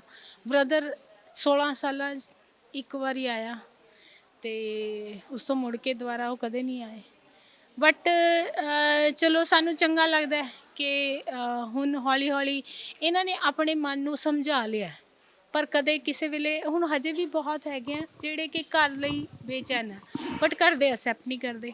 ਉਹਦੇ ਨਾਲ ਉਹਨਾਂ ਦੀ ਬੇਚੈਨੀ ਵੱਧਦੀ ਹੈ, ਇੰਪਰੂਵ ਹੁੰਦੇ ਆ, ਫਿਰ ਤੋਂ ਡਿਟੋਰੀਏਟ ਹੋ ਜਾਂਦੀ ਕੰਡੀਸ਼ਨ। ਉਹ ਇੱਕ ਸਾਡੇ ਲਈ ਵੀ ਦੁਖਦਾਈ ਗੱਲ ਹੁੰਦੀ ਹੈ। ਜਿਸ ਤਰੀਕੇ ਨਾਲ ਇੱਥੇ ਬੱਚੀਆਂ ਵੀ ਨੇ, ਬਜ਼ੁਰਗ ਵੀ ਨੇ, ਹਨਾ, ਇੱਥੇ ਮਰਦ ਵੀ ਨੇ, ਬਟ ਜੇ ਮੈਂ ਤੁਹਾਨੂੰ ਪੁੱਛਾਂ ਕਿ ਕਿਉਂਕਿ ਕਈ ਵਾਰ ਹੁੰਦਾ ਬੇਦਖਲ ਕਰ ਦਿੱਤੇ ਜਾਂਦੇ ਨੇ, ਉਸ ਤੋਂ ਬਾਅਦ ਇੱਥੇ ਉਹ ਆਉਂਦੇ ਨੇ, ਸਹਾਰਾ ਤੁਸੀਂ ਦਿੰਦੇ ਹੋ, ਹਨਾ, ਆਸਰਾ ਦਿੰਦੇ ਹੋ, ਜਾਂ ਮੈਂ ਕਹਾਂ ਕਈ ਵਾਰ ਮਿਸਿੰਗ ਹੋ ਜਾਂਦੇ ਨੇ, ਉਹ ਵੀ ਇੱਥੇ ਆਉਂਦੇ ਹੋਣੇ, ਕਈ ਵਾਰ ਕੋਈ ਹੋਰ ਡਿਸਪਿਊਟ ਆ ਜਾਂਦਾ, ਉਹ ਵੀ ਇੱਥੇ ਆਉਂਦੇ ਹੋਣੇ। ਸਭ ਤੋਂ ਵੱਧ ਜੇਕਰ ਮੈਂ ਜ਼ਿਕਰ ਕਰਾਂ ਕਿਹੜੇ ਉਹ ਕਿਸ ਦੇ ਵਿੱਚ ਆਉਂਦੇ ਨੇ, ਕੋਈ ਡਿਸਪਿਊਟ ਹੁੰਦਾ ਜਾਂ ਫਿਰ ਮਿਸਿੰਗ ਵਾਲੇ ਜ਼ਿਆਦਾ ਆਉਂਦੇ ਨੇ, ਜਾਂ ਫਿਰ ਬਜ਼ੁਰਗਾਂ ਨੂੰ ਜਿਹੜਾ ਬੇਦਖਲ ਕਰ ਦਿੱਤਾ ਜਾਂਦਾ ਉਹ ਜ਼ਿਆਦਾ? ਮੋਸਟਲੀ ਜੇ ਮੈਜੋਰਿਟੀ ਕੇਸਿਸ ਕਹੀਏ ਤਾਂ ਉਹ ਮਿਸਿੰਗ ਵਾਲੇ ਬਹੁਤ ਜ਼ਿਆਦਾ ਹੈਗੇ ਆ। ਘਰ 'ਚ ਕੋਈ ਟਾਰਚਰ ਟ੍ਰੈਜਡੀ ਹੋਈ, ਸਟ੍ਰੈਸ ਡਿਪਰੈਸ਼ਨ ਹੋਇਆ ਜਾਂ ਕੋਈ ਟਰਾਮਾ ਹੋ ਗਿਆ, ਇੱਕੋ ਦਮ ਉਹਨਾਂ ਨੂੰ ਪਤਾ ਨਹੀਂ ਲੱਗਿਆ, ਜਾਂ ਕੋਈ ਬਾਹਰ ਨਿਕਲਿਆ ਜਾਂ ਕਿਤੇ ਗਿਆ ਮੈਡੀਸਨ ਲੈਣ ਗਿਆ, ਜਾਂ ਘਰੋਂ ਕਈਆਂ ਨੂੰ ਇੱਦਾਂ ਹੁੰਦਾ ਹੀ ਨਹੀਂ ਹੈ ਕਿ ਵੀ ਇਹ ਘਰੋਂ ਨਿਕਲ ਜਾਣਗੇ ਜਾਂ ਚਲੇ ਜਾਣਗੇ। ਉਹ ਘਰੋਂ ਨਿਕਲਦੇ ਹੈ, ਗਲਤ ਟ੍ਰੇਨ ਬੈਠ ਗਏ, ਗਲਤ ਬੱਸ ਬੈਠ ਗਏ, ਜਾਂ ਤੁਰਦੇ ਚਲੇ ਗਏ, ਪਤਾ ਹੀ ਨਹੀਂ ਲੱਗਿਆ ਸਟ੍ਰੈਸ ਕਰਕੇ, ਡਿਪਰੈਸ਼ਨ ਕਰਕੇ, ਤੇ ਉਹ ਕਾਫੀ ਦੂਰ ਨਿਕਲ ਜਾਂਦੇ, ਜਿਸ ਕਾਰਨ ਕਰਕੇ ਉਹ ਮਿਸਿੰਗ ਹੋ ਜਾਂਦੇ ਆ। ਤੇ ਸਾਡੀ ਇਹੀ ਕੋਸ਼ਿਸ਼ ਹੁੰਦੀ ਹੈ ਕਿ ਉਹਨਾਂ ਦਾ ਟ੍ਰੀਟਮੈਂਟ ਹੋਵੇ, ਇੰਪਰੂਵ ਹੋਣ ਉਹ, ਤੇ ਫਿਰ ਤੋਂ ਆਪਣੇ ਵਾਰਸਾਂ ਬਾਰੇ ਦੱਸਣ। ਤੇ ਕੁਝ ਕੁ ਕੇਸਿਸ ਇੱਦਾਂ ਦੇ ਹੁੰਦੇ ਆ ਕਿ ਪਹਿਲਾਂ ਸਟ੍ਰੈਸ ਡਿਪਰੈਸ਼ਨ 'ਚ ਰਹੇ ਹੈਗੇ ਆ, ਘਰ ਦੇ ਪਰੇਸ਼ਾਨ ਹੋ ਚੁੱਕੇ ਆ, ਤੇ ਉਹ ਫਿਰ ਨਿਕਲ ਗਏ, ਹੈ ਉਹ ਵੀ ਮਿਸਿੰਗ ਸੀਗੇ, ਜਾਂ ਉਹਨਾਂ ਨੇ ਕੱਢ ਦਿੱਤਾ ਜਾਂ ਧੱਕਾ ਮਾਰ ਦਿੱਤਾ, ਹੈ ਨਾ, ਮੁੜ ਕੇ ਉਹ ਐਕਸੈਪਟ ਨਹੀਂ ਕਰਦੇ। ਉੱਥੇ ਇਹਨਾਂ ਦੀਆਂ ਦਿੱਕਤਾਂ ਜ਼ਿਆਦਾ ਹੁੰਦੀਆਂ ਕਿ ਵੀ ਉਹਨਾਂ ਦੇ ਸਾਰੇ ਘਰ ਦੇ ਹੋਣ ਦੇ ਬਾਵਜੂਦ ਵੀ ਉਹਨਾਂ ਨੂੰ ਲੈ ਕੇ ਜਾਣ ਲਈ ਤਿਆਰ ਨਹੀਂ ਹੁੰਦੇ। ਕੁਛ ਇਸ ਤਰ੍ਹਾਂ ਦੇ ਕੇਸ ਹੈਗੇ ਆ, ਜਿਵੇਂ ਹੁਣੇ ਬਜ਼ੁਰਗ ਮੇਰੇ ਕੋਲ ਇੱਥੇ ਮਿਲ ਕੇ ਗਏ ਆ, ਉਹ ਡੈਫ ਐਂਡ ਮਿਊਟ ਹੈਗੇ ਆ। ਹਾਲਾਂਕਿ ਸਾਰਾ ਪਰਿਵਾਰ ਹੋ ਸਕਦਾ ਉਹਨੂੰ ਅਸੈਪਟ ਕਰੇ, ਬਟ ਸਾਡਾ ਇੱਦਾਂ ਦਾ ਕੋਈ ਮਿਸਿੰਗ ਦਾ ਸਿਸਟਮ ਹੀ ਨਹੀਂ ਬਣਿਆ ਕਿ ਡੈਫ ਐਂਡ ਮਿਊਟ ਲਈ ਅਸੀਂ ਕਿਹੜਾ ਤਰੀਕਾ ਅਪਣਾਈਏ। ਜੇ ਅਸੀਂ ਕਹੀਏ ਕਿ ਸਾਈਨ ਲੈਂਗੁਏਜ, ਉਹ ਸਾਈਨ ਲੈਂਗੁਏਜ ਤਾਂ ਅਸੀਂ ਯੂਜ਼ ਕਰ ਸਕਦੇ ਹਾਂ ਜੇ ਉਹ ਪੜ੍ਹੇ ਲਿਖੇ ਹੋਣ। ਹੁਣ ਇਹ ਪੜ੍ਹੇ ਲਿਖੇ ਹੈ ਨਹੀਂ ਗੇ, ਸਾਈਨ ਲੈਂਗੁਏਜ ਹੈ ਨਹੀਂ ਇਹਨਾਂ ਕੋਲ ਉਸ ਲੈਵਲ ਦੀ ਕਿ ਉਹ ਕਿਸੇ ਨੂੰ so that they can make understand others, ਹੈ ਨਾ। ਅਤੇ ਉਹਦੇ ਲਈ ਉਹ ਫਿਰ ਸਾਡੇ ਕੋਲ ਜਦੋਂ ਤੋਂ ਅਖਬਾਰਾਂ 'ਚ ਵੀ ਦੇ ਲਿਆ, TV 'ਚ ਵੀ ਦੇ ਲਿਆ, ਹੈ ਨਾ, ਇਸ ਤੋਂ ਬਾਅਦ ਅਸੀਂ ਕੁਛ ਨਹੀਂ ਕਰ ਪਾਵਾਂਗੇ। ਅਤੇ ਉਹ ਫਿਰ ਇੱਥੇ ਰਹਿੰਦੇ, ਉਹ ਸਟ੍ਰੈਸ ਜਾਂਦੇ ਹੈਗੇ ਆ। ਸਾਡੇ ਲਈ ਇੱਥੇ ਫਿਰ ਮਤਲਬ ਦਰਦ ਮਹਿਸੂਸ ਹੁੰਦਾ। ਇੱਦਾਂ ਦੇ ਵੀ ਬਹੁਤ ਹੈਗੇ ਆ, ਜਿਵੇਂ ਹੁਣ ਬਜ਼ੁਰਗ ਹੈਗੇ ਆ, ਅਬੈਂਡਨ ਕਰ ਦਿੱਤਾ, ਮੁੜ ਕੇ ਲੈਣ ਨਹੀਂ ਆਏ, ਜਾਂ ਅਸੈਪਟ ਨਹੀਂ ਕਰਦੇ ਹੈਗੇ। ਬਹੁਤ ਬਜ਼ੁਰਗ ਇੱਦਾਂ ਦੇ ਵੀ ਹੈਗੇ ਆ, ਬਟ ਇਹ ਤਰਾਸ਼ਦੀ ਹੈਗੀ ਹੈ ਸਾਡੀ। ਹੁਣ ਜਿਵੇਂ ਬਜ਼ੁਰਗ ਵੀ ਕਹਿ ਰਹੇ ਹੈਗੇ ਆ, ਘਰ ਜਾਣਾ ਚਾਹੁੰਦੇ ਆ, but she is unable to tell her address, ਹੈ ਨਾ। ਜਦੋਂ ਤੱਕ ਉਹ ਉਸ ਸਟੇਬਿਲਿਟੀ ਦੇ ਲੈਵਲ 'ਤੇ ਨਹੀਂ ਆਉਂਦੇ ਕਿ ਉਹ ਆਪਣੇ ਬਾਰੇ ਕੁਝ ਦੱਸ ਸਕਣ, ਉਦੋਂ ਤੱਕ ਸਾਡੇ ਲਈ ਵੀ ਬਹੁਤ ਮੁਸ਼ਕਿਲ ਹੁੰਦੀ ਹੈ। ਲੇਕਿਨ ਅਸੀਂ ਵਿਚਲਾ ਰਸਤਾ ਹੁਣ ਕੁਛ ਇੱਦਾਂ ਦਾ ਵੀ ਲੱਭਿਆ ਕਿ ਆਧਾਰ ਕਾਰਡ ਲਈ ਅਸੀਂ ਅਪਲਾਈ ਕਰਦੇ ਹਾਂ। ਜਦੋਂ ਆਧਾਰ ਕਾਰਡ ਲਈ ਅਪਲਾਈ ਕੀਤਾ, ਸਾਨੂੰ ਹੁਣੇ ਉਸ ਚੀਜ਼ ਤੋਂ ਪਤਾ ਲੱਗਿਆ ਕਿ ਅਸੀਂ ਪਹਿਲਾਂ ਵੀ ਕੋਸ਼ਿਸ਼ ਕਰਦੇ ਸੀ, ਬਟ ਸਾਨੂੰ ਕੋਈ ਰਿਜ਼ਲਟ ਨਹੀਂ ਸੀ ਮਿਲਦਾ। ਆਧਾਰ ਕਾਰਡ ਲਈ ਅਪਲਾਈ ਕਰਦੇ ਰਿਜੈਕਟ ਹੋ ਕੇ ਆ ਜਾਂਦਾ ਸੀਗਾ ਵੀ ਅਸੀਂ ਉਹਨਾਂ ਦਾ ਆਧਾਰ ਕਾਰਡ ਵੀ ਹੁਣ ਬੱਚਿਆਂ ਨੇ ਗੇਮਸ 'ਚ ਜਾਣਾ, ਬਿਨਾਂ ਆਧਾਰ ਕਾਰਡ ਤੋਂ ਗੇਮਸ 'ਚ ਇਨਵੋਲਵ ਨਹੀਂ ਹੋ ਸਕਦੇ, ਸਕੂਲ ਨਹੀਂ ਜਾ ਸਕਦੇ, ਕਿਤੇ ਨਹੀਂ ਕਿਸੇ ਚੀਜ਼ 'ਚ ਪਾਰਟੀਸਪੇਟ ਨਹੀਂ ਕਰ ਸਕਦੇ ਵੀ ਉਹਨਾਂ ਦੀ ਆਇਡੈਂਟੀਟੀ ਕੀ ਹੈਗੀ ਆ। ਬਟ ਜਦੋਂ ਉੱਥੋਂ ਬਣਵਾਉਂਦੇ ਰਿਜੈਕਟ ਹੋ ਕੇ ਆ ਜਾਂਦੇ। ਫਿਰ ਅਸੀਂ ਪਹੁੰਚ ਕੀਤੀ ਇਹਨਾਂ ਦੇ ਲੋਕਲ ਹੈੱਡ ਆਫਿਸ ਵੀ ਹਰ ਇੱਕ ਬੱਚੇ ਦਾ ਵੀ ਕਿਉਂ ਇਹ ਰਿਜੈਕਟ ਕਿਉਂ ਹੋ ਕੇ ਆ ਰਿਹਾ। ਉਹ ਕਹਿੰਦੇ ਇਹਨਾਂ ਦੇ ਆਲਰੇਡੀ ਬਣੇ ਹੋਏ ਆ। ਅਸੀਂ ਕਿਹਾ ਜੇ ਬਣੇ ਆ ਤਾਂ ਤੁਸੀਂ ਸਾਨੂੰ ਉਹਨਾਂ ਦੇ ਆਧਾਰ ਕਾਰਡ ਦਿਓ ਤਾਂ ਕਿ ਅਸੀਂ ਉਹਨਾਂ ਦੇ ਐਡਰੈਸ ਟਰੇਸ ਕਰ ਸਕੀਏ, ਉਹਨਾਂ ਦੇ ਘਰ ਟਰੇਸ ਕਰ ਸਕੀਏ, ਹੈ ਨਾ, ਉਹਨਾਂ ਦੇ ਮਾਂ ਬਾਪ ਨਾਲ ਗੱਲਬਾਤ ਕਰ ਸਕੀਏ। ਬਟ ਉਹ ਕਹਿੰਦੇ ਉਦੋਂ ਤੱਕ ਅਸੀਂ ਤੁਹਾਨੂੰ ਨਹੀਂ ਦੇ ਸਕਦੇ ਜਦ ਤੱਕ ਉਹ ਤੁਹਾਡੇ ਨੰਬਰ 'ਤੇ OTP ਨਹੀਂ ਆਉਂਦਾ। ਅਸੀਂ ਫਿਰ ਉਹਨਾਂ ਨੂੰ ਪੁੱਛਿਆ ਵੀ ਕੀ ਤਰੀਕਾ ਹੈਗਾ, ਫਿਰ ਅਸੀਂ ਨੰਬਰ ਚੇਂਜ ਕਰਵਾਇਆ ਫ਼ੋਨ ਦਾ। ਉਹ ਹੁਣ ਸਾਡੇ ਕੋਲ OTP ਆਏ ਕੁਛ ਬੱਚਿਆਂ ਦੇ, ਤਾਂ ਉਸ ਦੇ ਆਧਾਰ 'ਤੇ ਅਸੀਂ ਉਹਨਾਂ ਦੇ ਘਰ ਟਰੇਸ ਕੀਤੇ। ਅਤੇ ਹੁਣ ਅਸੀਂ ਇਹਨਾਂ ਲਈ ਵੀ ਵਾਰੀ ਹੁਣ ਅਸੀਂ ਇਹੀ ਕੋਸ਼ਿਸ਼ ਕਰਾਂਗੇ ਕਿ ਵੀ ਪਹਿਲਾਂ ਉਹ ਸਾਰਾ ਪ੍ਰੋਸੀਜਰ ਬਟ ਸਾਨੂੰ ਅਡਾਪਟ ਕਰਨਾ ਪੈਣਾ ਕਿ ਪਹਿਲਾਂ ਇਹਨਾਂ ਦਾ ਅਪਲਾਈ ਕਰਨਾ ਪੈਣਾ ਆਧਾਰ ਕਾਰਡ। ਫਿਰ ਜੇ ਰਿਜੈਕਟ ਹੁੰਦਾ ਜਾਂ ਜੇ ਬਣ ਜਾਂਦਾ ਫਿਰ ਇੱਥੇ ਦਾ ਬਣੇਗਾ। ਅਤੇ ਉਹਦੇ ਵਿੱਚ ਸਾਨੂੰ ਮੁਸ਼ਕਿਲਾਂ ਆਉਂਦੀਆਂ ਕਿ ਫਿਰ ਤਾਂ ਅਸੀਂ ਟਰੇਸ ਨਹੀਂ ਕਰ ਪਾਵਾਂਗੇ। ਬਟ ਇਹਨਾਂ ਦੇ ਆਲਰੇਡੀ ਇਹਨਾਂ ਦੇ ਬਣੇ ਹੋਏ ਆਧਾਰ ਕਾਰਡ, ਉਹਨਾਂ ਦੇ ਘਰ ਟਰੇਸ ਕਰਨੇ ਸਾਨੂੰ ਬਹੁਤ ਸੌਖੇ ਹੋ ਜਾਣਗੇ। ਜਦੋਂ ਵੀ ਕੋਈ ਐਨਜੀਓ ਦੀ ਮੈਂ ਗੱਲ ਕਰ ਲਾਂ ਜਾਂ ਫਿਰ ਸੰਸਥਾ ਦੀ ਗੱਲ ਕਰ ਲਾਂ, ਉਹ ਸੰਭਵ ਨਹੀਂ ਹੁੰਦਾ ਕਿ ਆਪਾਂ ਐਡੀ ਵੱਡੀਆਂ ਇਮਾਰਤਾਂ ਜਾਂ ਫਿਰ ਬਿਲਡਿੰਗਸ ਹਨਾ, ਕਈ ਵਾਰ ਤਾਂ ਸਵਾਲ ਵੀ ਖੜੇ ਹੋਣ ਲੱਗ ਜਾਂਦੇ ਨੇ। ਪਰ ਜਦੋਂ ਕੋਈ ਚੰਗਾ ਇਨਸਾਨ ਚੰਗਾ ਕੰਮ ਕਰ ਰਿਹਾ ਹੋਵੇ ਤਾਂ ਫਿਰ ਫੰਡਸ ਵਗੈਰਾ ਵੀ ਆਉਂਦੇ ਰਹਿੰਦੇ ਨੇ। ਕਿਸ ਕਿਸ ਦਾ ਸਹਿਯੋਗ ਰਿਹਾ ਅਤੇ ਕਿੰਨਾਂ ਦੇ ਵੱਲੋਂ ਫੰਡਸ ਤਾਂ ਮੈਂ ਨਹੀਂ ਪੁੱਛੂੰਗਾ, ਬਟ ਜੇ ਮੈਂ ਪੁੱਛਾਂ ਓਵਰਆਲ ਇਸ ਸੰਸਥਾ ਨੂੰ ਚਲਾਉਣ ਦੇ ਲਈ ਸਭ ਤੋਂ ਵੱਡਾ ਯੋਗਦਾਨ ਜਾਂ ਸਹਿਯੋਗ ਕਿਸ ਦਾ ਰਿਹਾ? ਪ੍ਰਮਾਤਮਾ ਦੀ ਕਿਰਪਾ ਦੇ ਨਾਲ ਤੇ ਸਾਰੀ ਸੰਗਤ ਦਾ ਸਹਿਯੋਗ ਬਹੁਤ ਹੈਗਾ। ਲੋਕਲ ਸੰਗਤ ਦਾ ਵੀ, ਜਿਵੇਂ ਇਹਨਾਂ ਦੇ ਰੈਗੂਲਰ ਖਰਚੇ ਚਲਾਉਣ ਲਈ, ਤੇ ਸਾਨੂੰ ਫੋਰਨ ਟੂਰਸ ਤੇ ਜਾਣਾ ਪੈਂਦਾ, ਬਾਹਰ ਦੀ ਸੰਗਤ ਦੀ ਹੈਲਪ ਲੈਣੀ ਪੈਂਦੀ ਹੈ। ਤੇ ਉਹਦੇ ਵਿੱਚ ਅਲੱਗ-ਅਲੱਗ ਸੰਸਥਾਵਾਂ ਹੈਗੀਆਂ, ਜਿਨ੍ਹਾਂ ਚੋਂ ਮੈਂ ਇੱਕ ਸੰਸਥਾ ਦਾ ਨਾਮ ਲੈਣਾ ਚਾਹਾਂਗੀ, ਮਮਤਾ ਫਾਊਂਡੇਸ਼ਨ। ਉਹਨਾਂ ਦਾ ਕਾਫੀ ਵੱਡਾ ਸਹਿਯੋਗ ਰਿਹਾ ਹੈਗਾ।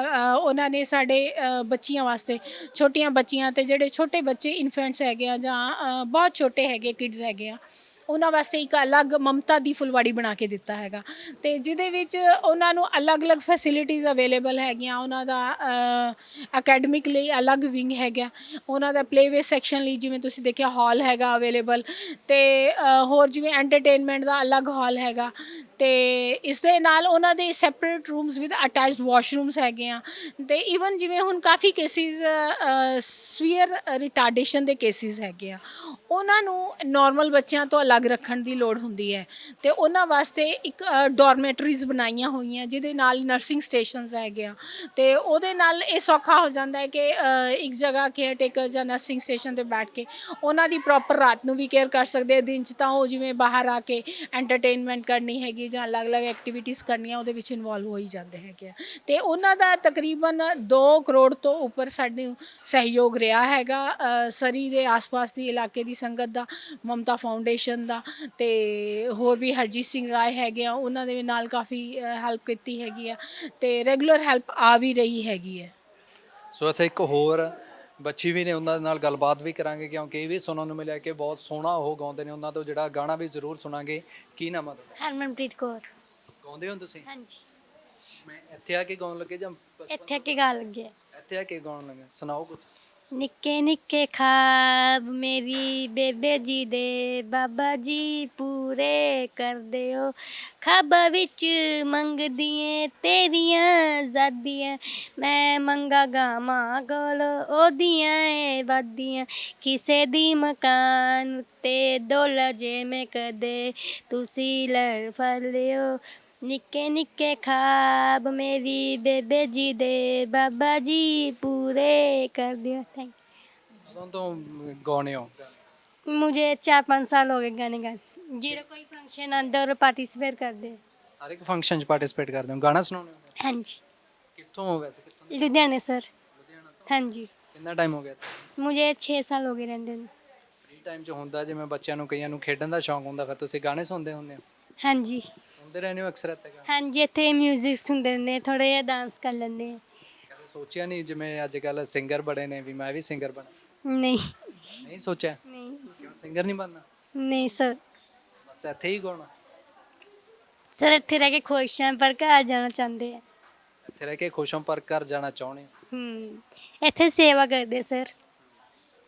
ਕੋਈ ਨਹੀਂ, ਜੇ ਸਿੰਗਰ ਬਣ ਕੇ ਉਸ ਤੋਂ ਬਾਅਦ ਜਿੱਥੇ ਮਰਜ਼ੀ ਜਾਓ, ਚਾਹੇ ਇੱਥੇ ਰਹਿ ਲਓ ਚਾਹੇ ਘਰੇ ਚਲੇ ਜਾਓ। ਹਾਂਜੀ, ਬਸ ਜੀ ਨਹੀਂ ਲੱਗਦਾ, ਮੈਂ ਘਰ ਦੇ ਮੰਨਦੇ ਨਹੀਂ ਲਿਜਾਣਾ। ਪਾਪਾ ਨੇ ਡਿਵੋਰਸ ਕਰ ਲਿਆ, ਮੰਮੀ ਤੋਂ ਲੱਗ ਗਿਆ, ਮੰਮੀ ਮੰਨਦੇ ਨਹੀਂ ਮੇਰੇ ਘਰ ਦੀ ਜਾਣਾ। ਫਿਰ ਮੈਂ ਇੱਥੇ ਰਹਿਣਾ ਸੋਚ ਰਹੀ, ਮੈਂ ਕਿਹਾ ਚਲ ਮੰਨ ਜੂਗੇ ਲੈ ਜੂਗੇ, ਪਰ ਮੰਨਦੇ ਨਹੀਂ ਉਹ। ਕੌਣ ਛੱਡ ਕੇ ਗਿਆ ਸੀ? ਮੈਨੂੰ ਤਾਇਆ ਜੀ ਛੱਡ ਕੇ ਗਏ ਸੀ, ਡੈਡੀ। ਤਾਇਆ ਜੀ ਨੇ ਨਹੀਂ ਕਿਹਾ ਚਲੋ ਜੇ ਉਹਨਾਂ ਦੇ ਭਰਾ ਨਹੀਂ ਰੱਖ ਰਹੇ ਮੈਂ ਰੱਖ ਲਾਂ? ਨਹੀਂ, ਤਾਇਆ ਜੀ ਰੱਖਣਾ ਚਾਹੁੰਦੇ ਪਰ ਮੇਰੇ ਡੈਡੀ ਨਹੀਂ ਰੱਖਣਾ ਚਾਹੁੰਦੇ। ਡੈਡੀ ਨਸ਼ੇ ਪੱਟੇ ਕਰਦੇ ਨੇ, ਮਾਰਦੇ ਕੁੱਟਦੇ ਬਹੁਤ ਹੈ ਉਹ, ਮੰਮੀ ਨੂੰ ਵੀ ਬਹੁਤ ਮਾਰਦੇ ਹੁੰਦੇ ਸੀ। ਉਸ ਤੋਂ ਬਾਅਦ ਜਦੋਂ ਡਿਵੋਰਸ ਹੋਇਆ ਉਦੋਂ ਫਿਰ ਤੁਹਾਡੇ ਮੰਮੀ ਨੇ ਨਹੀਂ ਕਿਹਾ ਵੀ ਤੂੰ ਚੱਲ ਕੋਈ ਨਹੀਂ ਮੇਰੇ ਨਾਲ ਰਹਿ ਲੈ? ਨਹੀਂ, ਮੰਮੀ ਵੀ ਰੱਖਣਾ ਨਹੀਂ ਚਾਹੁੰਦੇ, ਮੰਮੀ ਆਪਣੀ ਕੁੜੀ ਨਹੀਂ ਸਮਝਦੇ ਮੈਨੂੰ।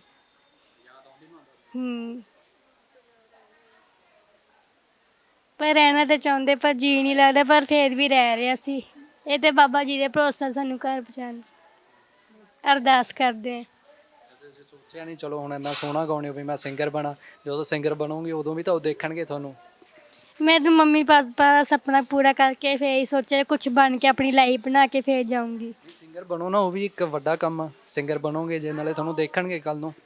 ਹਾਂਜੀ, ਇਹਨਾਂ ਨੇ ਸਿਲਾਈ ਵੀ ਸਿੱਖੀ ਹੈ, ਸਿਲਾਈ ਵੀ ਬਹੁਤ ਸਿੱਖਦੇ ਸੋਹਣੀ ਆ। ਆਉਂਦੀ ਹੈ। ਬਹੁਤ ਸੋਹਣੀ ਸਿਲਾਈ ਕਢਾਈ ਕਰਦੇ ਹੋ। ਰਜਾਈਆਂ ਦੇ ਗਲਾਬ ਬਣਾ ਕੇ ਆਉਂਦੇ ਆ, ਮਸ਼ੀਨ ਚਲਾਉਂਦੇ ਆ, ਕਢਾਈ ਕਰਦੇ ਆ। ਬਹੁਤ ਕੁਝ ਸਿੱਖਣ ਨੂੰ ਮਿਲਿਆ ਸਰ ਇੱਥੇ। ਤਾਇਆ ਜੀ ਛੱਡ ਕੇ ਗਏ ਨੇ, ਉਸ ਤੋਂ ਬਾਅਦ ਤਾਇਆ ਜੀ ਮਿਲਣ ਆਏ ਸੀਗੇ? ਕੋਈ ਨਹੀਂ ਮਿਲਣਾ ਸਰ, ਫੋਨ ਤੇ ਗੱਲ ਵੀ ਹੁੰਦੇ ਪਰ ਲੈ ਕੇ ਨਹੀਂ ਜਾਂਦੇ। ਮੰਮਾ ਕਹਿੰਦੇ ਤੂੰ ਮੇਰੀ ਕੁੜੀ ਨਹੀਂ ਹੈਗੀ, ਮੁੰਡੇ ਹੀ ਕਾਫੀ ਹੈ ਮੇਰੇ ਲਈ, ਪਰ ਮੈਨੂੰ ਨਹੀਂ ਰੱਖਣਾ ਚਾਹੁੰਦੇ। ਭਰਾ ਨੇ ਤੁਹਾਡੇ ਕਿੰਨੇ ਭਰਾ ਨੇ? 2 ਭਰਾ ਵਾ, ਇੱਕ ਭੈਣ, ਸਿਸਟਰ ਪੂਰੀ ਹੋ ਗਈ, ਮੈਂ ਹੀ ਵੱਡੀ ਆ। ਜਿਹੜਾ ਭਰਾ ਸੀ ਉਹਨੇ ਨਹੀਂ ਕਿਹਾ ਜੋ ਤੁਹਾਨੂੰ ਛੱਡਣ ਆ ਰਹੇ ਸੀ? ਨਹੀਂ ਭਰਾ ਨਹੀਂ ਆਏ ਸੀ, ਪਰ ਮੇਰੇ ਮਾਮਾ ਜੀ ਦੇ ਮੁੰਡੇ ਆਏ ਸੀ, ਉਹ ਵੀ ਲੈ ਜਾਣਾ ਨਹੀਂ ਚਾਹੁੰਦੇ। ਉਹੀ ਮੰਮੀ ਨੂੰ ਮਾਰਦੇ ਨੇ। ਹੁਣ ਮੈਂ ਸੋਚਦੀ ਮੰਮੀ ਪਤਾ ਨਹੀਂ ਕਿਆ ਕਿੱਦਾਂ ਕਮਾਉਂਦੇ ਹੋਣੇ, ਕਿੱਦਾਂ ਰੋਟੀ ਪਾਣੀ ਚੱਲਦੇ ਹੋਣ। ਮੈਂ ਸੋਚਦੀ ਮੰਮੀ ਕੋ ਹੁੰਦੀ ਮੇਰਾ ਸਹਾਰਾ ਹੋ ਜਾਂਦਾ, ਮੰਮੀ ਨੇ ਥੋੜ੍ਹਾ ਕੰਮ ਤੇ, ਪਰ ਮੰਮਾ ਫਿਰ ਲੋਕਾਂ ਦੇ ਘਰੇ ਝਾੜੂ ਪੋਚੇ ਲਾ ਕੇ ਪੈਸੇ ਕਮਾਉਂਦੇ, ਪਰ ਮੇਰੇ ਭਰਾ ਮਾਮੇ ਜਿਹੜੇ ਨਾ ਉਹ ਰਾਸ਼ਨ ਪਾਣੀ ਨਹੀਂ ਦਿੰਦੇ ਤੇ ਘਰ ਆਪ ਚਲਾ ਰਹੇ ਆ ਉਹ। ਇਹ ਉਹ ਗੱਲਾਂ ਨੇ ਸ਼ਾਇਦ ਮੇਰੇ ਖਿਆਲ ਨਾਲ ਜ਼ਿੰਦਗੀ ਦੇ ਵਿੱਚ ਸਭ ਕੁਝ ਹੋਣ ਦੇ ਬਾਵਜੂਦ ਵੀ ਬਹੁਤ ਲੋਕ ਨੇ ਜਿਹੜੇ ਡਗਮਗਾ ਵੀ ਜਾਂਦੇ ਨੇ ਤੇ ਆਪਣਾ ਹੌਸਲਾ ਵੀ ਛੱਡ ਦਿੰਦੇ ਨੇ। ਪਰ ਇੱਥੇ ਉਹ ਲੋਕ ਨੇ ਜਿਨ੍ਹਾਂ ਦੇ ਕਿਸਮਤ ਜਾਂ ਫਿਰ ਜ਼ਿੰਦਗੀ ਨੇ ਤਾਂ ਸੱਟ ਮਾਰੀ, ਪਰ ਫਿਰ ਵੀ ਸੱਟ ਖਾਣ ਤੋਂ ਬਾਅਦ ਪੂਰੇ ਹੌਸਲਿਆਂ ਦੇ ਨਾਲ ਆਪਣੀ ਜ਼ਿੰਦਗੀ ਜੀ ਰਹੇ ਨੇ। ਤੇ ਸ਼ਾਇਦ ਇਹ ਉਹ ਲੋਕ ਨੇ ਜਿਨ੍ਹਾਂ ਤੋਂ ਜਿਹੜੇ ਆਮ ਲੋਕ ਸਭ ਕੁਝ ਹੁੰਦੇ ਹੋਏ ਵੀ ਸਭ ਕੁਝ ਛੱਡ ਕੇ ਬੈਠੇ ਨੇ, ਉਹਨਾਂ ਨੂੰ ਵੀ ਇਹਨਾਂ ਲੋਕਾਂ ਤੋਂ ਸਿੱਖਣ ਦੀ ਲੋੜ ਹੈ।